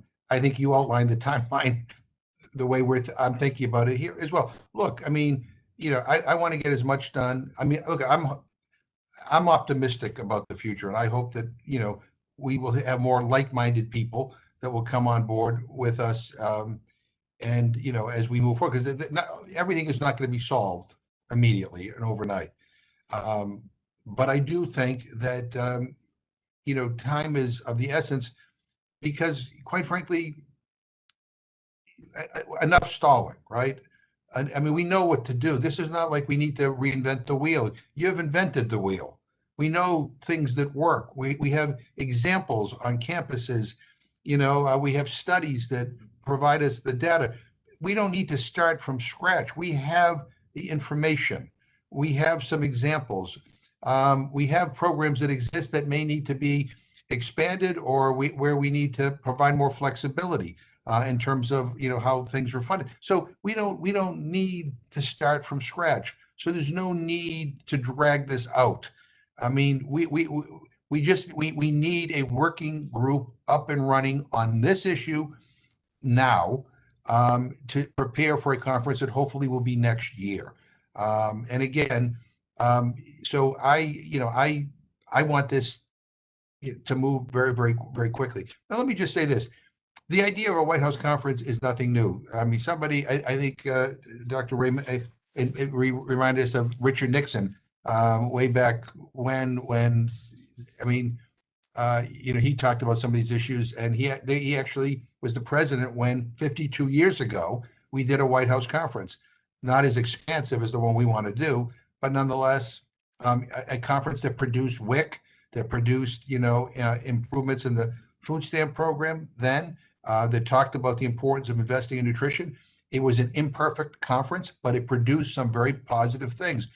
We want a conference that is more perfect, including we want to elevate the voices of people with lived experiences.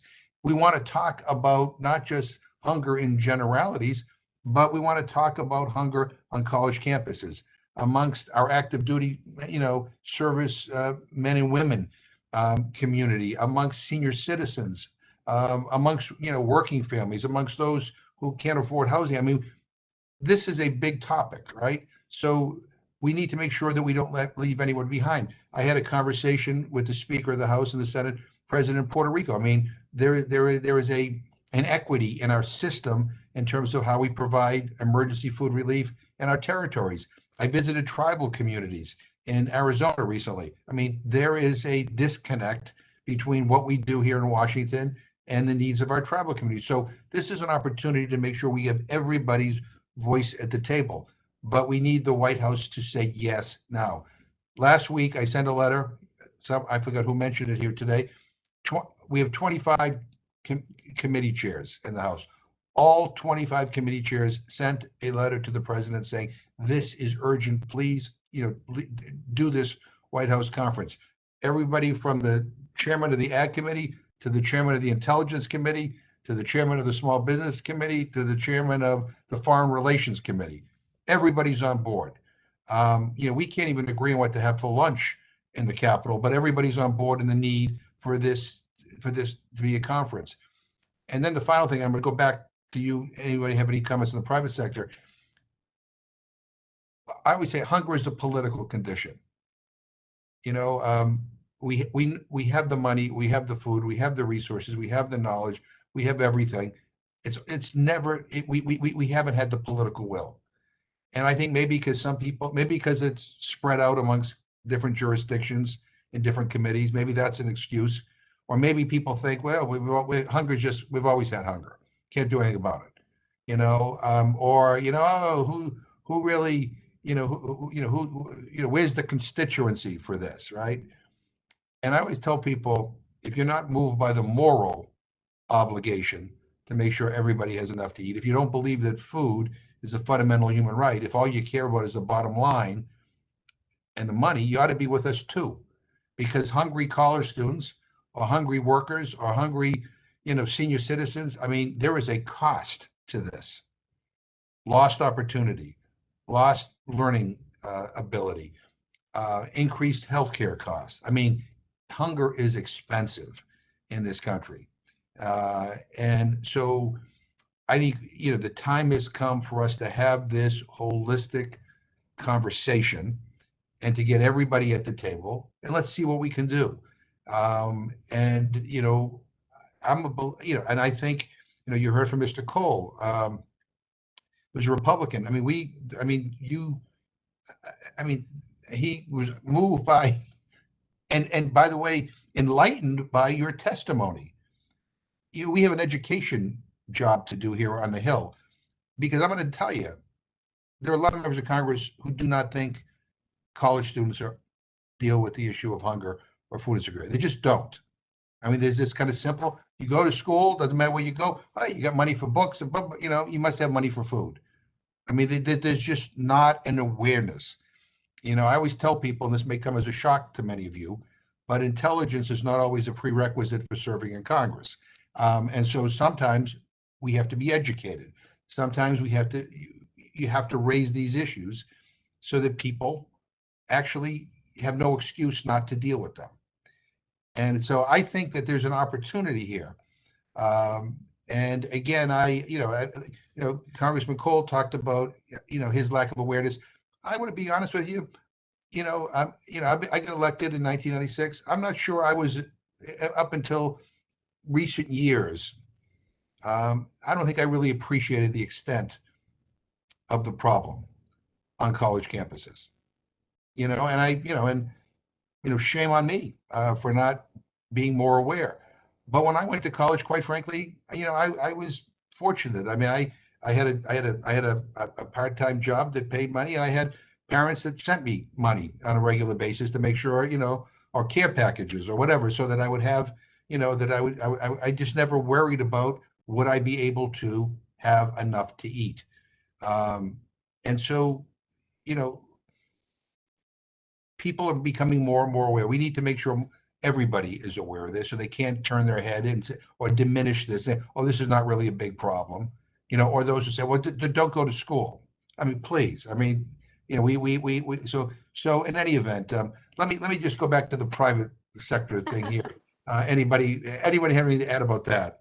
I would love to, Mr. Chairman, I'd love to address that. And I want to underline something you just said that I think is really important, which is that you do have an educational job to do.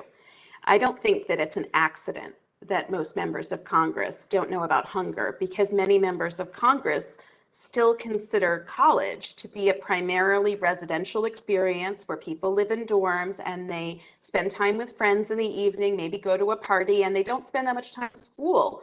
And many members of Congress also refer to college students as kids. There are no kids on our campuses, okay? These folks are doing very adult things and paying a lot of money to be there. And only 15% of the nation's undergraduates live on a college campus. And we can't make good policy if we don't start with that understanding. I see this also caught up, and this is where I'm going to talk about the private sector for a moment. I see this also caught up in the discussions of student debt. So let's be clear, a lot of student debt is coming from people trying to cover their living expenses, particularly from people who have to cover their living expenses with debt because the safety net programs were cut. So whereas in the past, for example, the son of a mom who might have been on cash assistance from TANF would have received some support from that cash assistance, that program is hardly available now to these low-income families. And so in order to go to college, the son doesn't not only need a Pell Grant, but has to actually take loans when he was never supposed to have to, and need SNAP and so on. So what we've effectively done is privatized the cost of going to college even further, shifting it on to these folks. Anybody who wants to address the debt crisis, anybody who wants to address free community college, as Dr. Jill Biden does, needs to be at this table. The private sector has every reason to be engaged, especially now because the business of higher ed has changed. The pandemic really made this quite an imperative issue because enrollment is down, students living on campus is down. Places like Aramark were laying off workers because of the pandemic, and they have to rethink their business model. They are more interested in government subsidy now than they've ever been. So I think it's time to seize that moment and bring them to the table. I would say the same, by the way, with regard to people who build affordable housing, because we could be creating incentives for folks to build affordable housing for college students instead of saying that full-time students don't count for the low-income housing tax credit. There are just so many ways to pull these levers, and if you can save a student a little bit of money over here, they'll be able to eat over here, right? So we can go at this multiple ways. And I'd be remiss if I didn't also add childcare. Right. Because so many of these students are unable to eat because of the high cost of childcare. And the C Campus program nationwide serves a tiny fraction of the students who need it. So there is really room for all of those agencies at that conference, and everyone has plenty of work to do. Absolutely. Anybody else that want to? Yes, Chairman McGovern, Yes. I agree with Sarah that the private sector has a huge role to play in trying to rid college campuses of food hunger or food insecurity issues. They could possibly make monetary donations where grants could be created to be dispersed among various colleges. And Rachel, I love your swipe thing, the swipe cards. These grants can be allocated to colleges and universities, and then based on the amount of money that each university receives, they could have a swipe card / debit type card with the university, issued by the university, in the amount that would carry them through not just an academic term, but through the academic school year based on their needs. And that would take care of their any food issues that they might have. They can just go in, purchase their own food items. It wouldn't totally eliminate the need for food pantries. But I just like that whole idea of empowering the students to use that mechanism that you're talking about, using the swipe cards. That is just tremendous. And it Love preserves. to have that on my campus. Yeah, and it gives students choice too, which is Yes, it important. does. Anybody else on the? Sure, Dr. Mr. Chairman, Powers? I'm going to jump in. I think what we've been talking about around raising awareness of university administrators, raising awareness here still in the Southeast, we're having to raise awareness of their fellow college students, raising awareness of congressional leaders and other administration, but also raising awareness of the private foundations and the private companies. This is a workplace issue. It's a workforce development issue. And I think, you know, you have to translate some of the research into that language to encourage their participation in the conversation. But I will say, similar to what Rachel has experienced, we've received financial support from private foundations and have partnered with plenty of private companies to support the work we're doing. And the ones that are already aware, they're engaged and they are interested in the support. So I think we just have to commit to continuing that conversation. Now, I'll be the first to step up today and say, I've already gotten written down as my next task to reach out to each of the witnesses here to find a time for all of us to start the conversation around a working group on college student hunger, where we can talk about from grass tops to grassroots, what are the next steps so that we're ready when that White House conference happens. No, and I appreciate it, because I think that's what, I'm I don't want to get ahead of the president, but the bottom line is, you know what, we are going to get ahead of you, and we're going to start doing this so that we can hit the ground running. And again, we're interested in solutions, and and I think that grants and things are important, for a lot of the initiatives that people want to do, but we can't, we have to standardize this, right? So it has to be sustainable, and depending on where your college is, or and whether you have access to the private businesses with deep pockets or that want to invest, shouldn't be the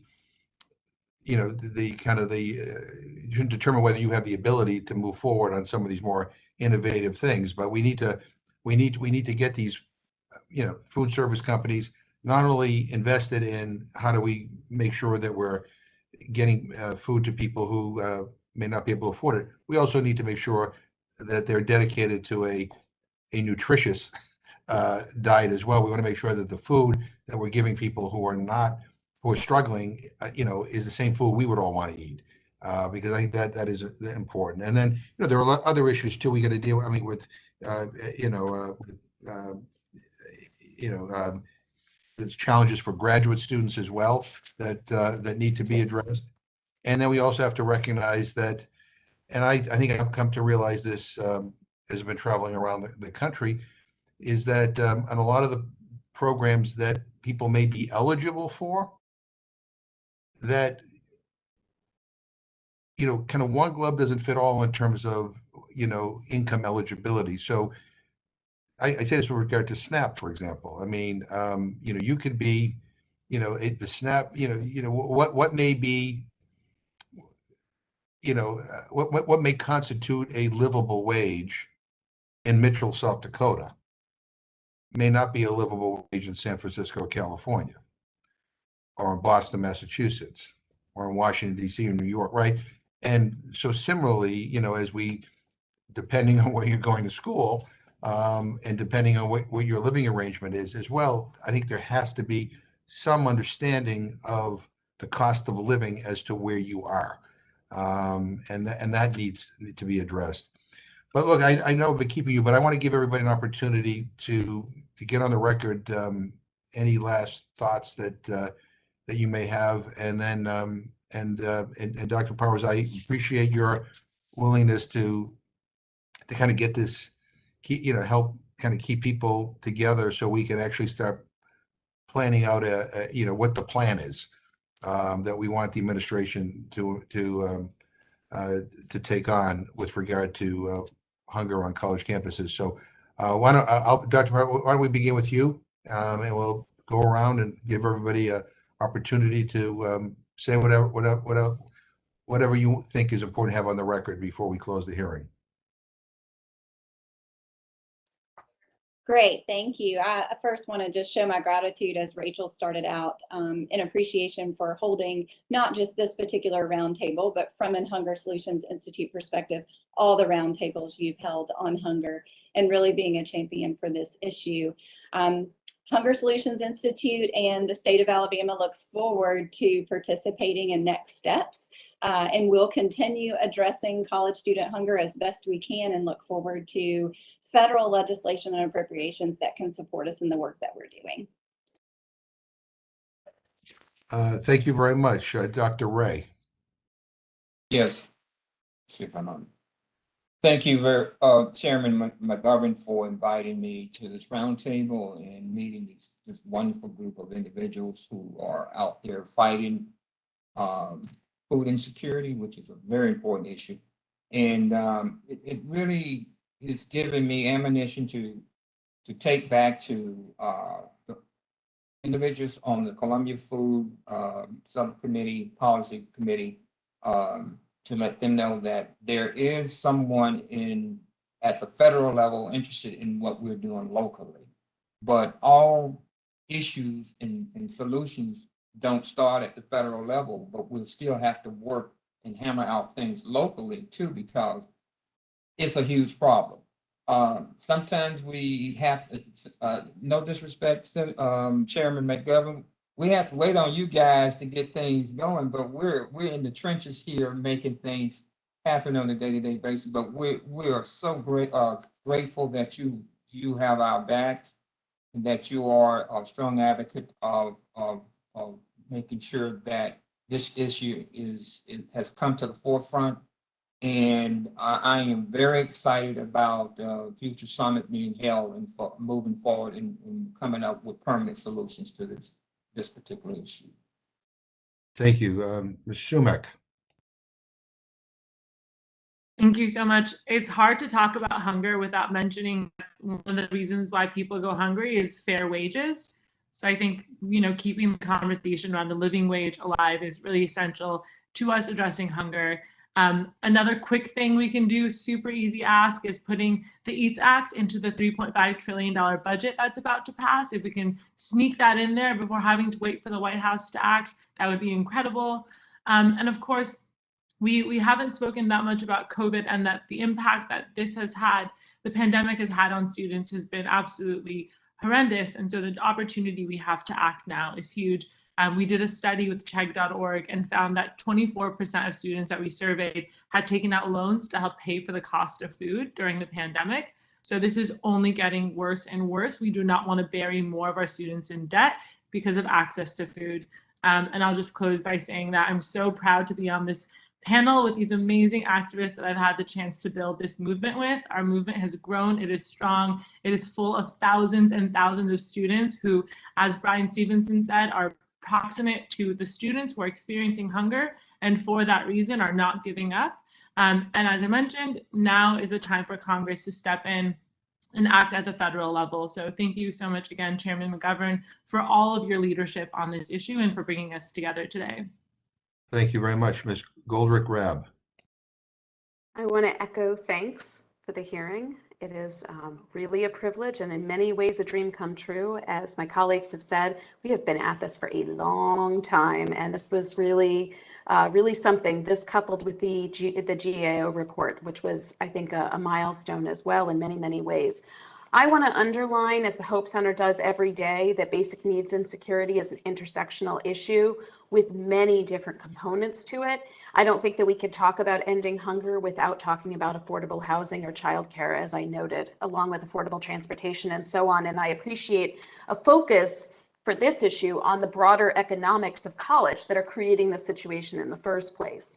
One issue that we didn't get a chance to touch on today, but is so important, is the behavior of many states in this country, which have been systematically defunding higher education as more people have said they've wanted to go to college, particularly as more women and Black and brown students have made their way to higher education.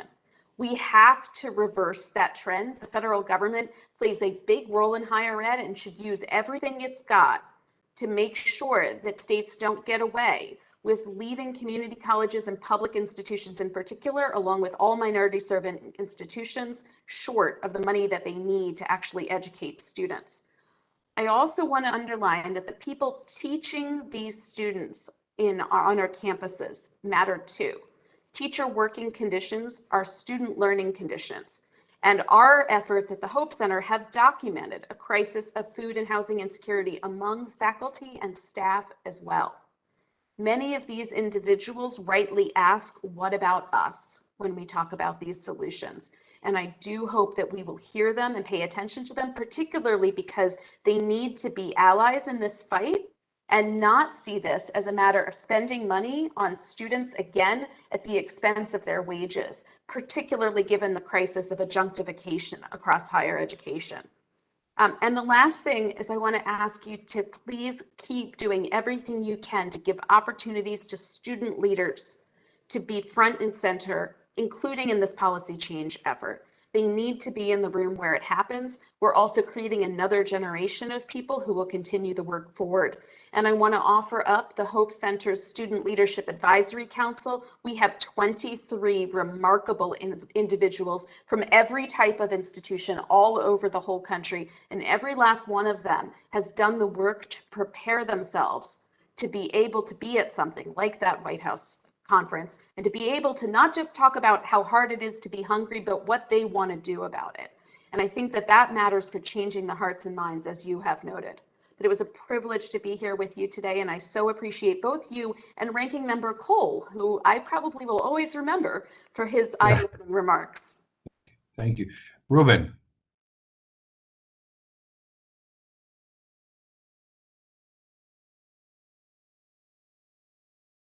You need to unmute. Okay, yeah. Is that working now? It's working, yes. Oh, there we go. I got myself on mute on my headphones and not the actual computer. That sounds like fun. In terms of closing us out and offering to the record, I want to lift this ecosystemic affirmation that we're lifting for basic needs. I'm excited that in California, we finally have moved our basic needs definition to include food, housing, health equity, tech equity, transportation, dependent care, and to be mindful that different students experience these challenges in inequitable ways. So really lifting our disabled students, our immigrant students, our parenting students, so on and so forth. I also want to offer for the record here to lift the fact that we want to bring pleasure and joy and possibilities to everything that we are doing. The years of divisiveness and combativeness and ego and hierarchical dynamics that have gotten in the way and prevented us from prioritizing the healing and the care of our communities has to experience a just transition. Let us be the generation that brings connectivity, interdependence, pleasure, and joy to produce transformative possibilities moving forward. And in that frequency, for the record, I would love to accept the invitation that we're being offered to join the planning committee of this national conference, and in particular, the after party planning committee, because we must celebrate on the other side of this phenomenal transformative experience that we're all going to come together to move us in better directions. But thank you all so much. It's an honor. This feels like another supernova moment that is sustaining and energizing all of our communities who are out there in the front lines of the pandemic and environmental catastrophes and challenges, because basic needs are the essential service providers of higher education today. Thank you all so much. Well, thank you. And I want to thank everybody again for your incredible participation here today. I have to tell you, I have two conflicting feelings right now. One is, every time we talk about any aspect of the hunger problem in this country, I can't help but feel deeply ashamed. I mean, we live in the richest country in the history of the world, and here we are, we're talking about students that don't know where their next meal is going to come from.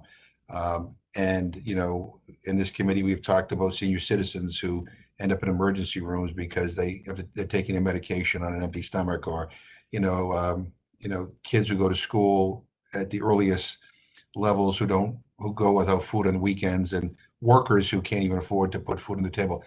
It is shameful, right? I mean, it is sad, it is shameful, and it doesn't have to be. But my other feeling is one of kind of hope and excitement, and and I feel really inspired by what I've heard here today, because there's a way forward. I mean, there's an answer to this. There's a solution to this. I tell people all the time that hope can't be a passive thing, right? It has to be, really a call to action, and that's what we're trying to do in this committee. And we're kind of we're pushing people, I think, at every level of government to focus on this. And I'm sure some of them are agitated with this, but we're doing it because if we don't do it now, we're not going to do it, right? We just have to do it. And to those who say, well, we do a White House conference, we're going to have to deliver something. Yes, you do. If we do a White House conference, we're going to have to do something. And that's a good thing.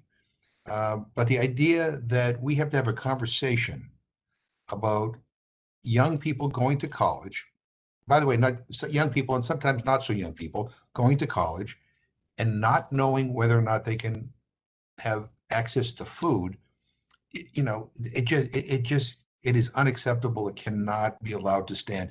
And we cannot allow people to, be ignorant about the situation as a way to not have to deal with it. So this hearing helps amplify this issue. And it will be part of the record that we are sending to the White House. But I look forward to working with you in the weeks and months ahead as we prepare for this conference, and hopefully have a conference that results in enough deliverables that it will be worthy of the party that Ruben is talking about, that we should all attend when it's all over with. So I thank you very much, and everybody be safe, and the Rules Committee is adjourned. Take care, y'all. Thank you, everybody. Bye, y'all. Have a good day. Bye-bye.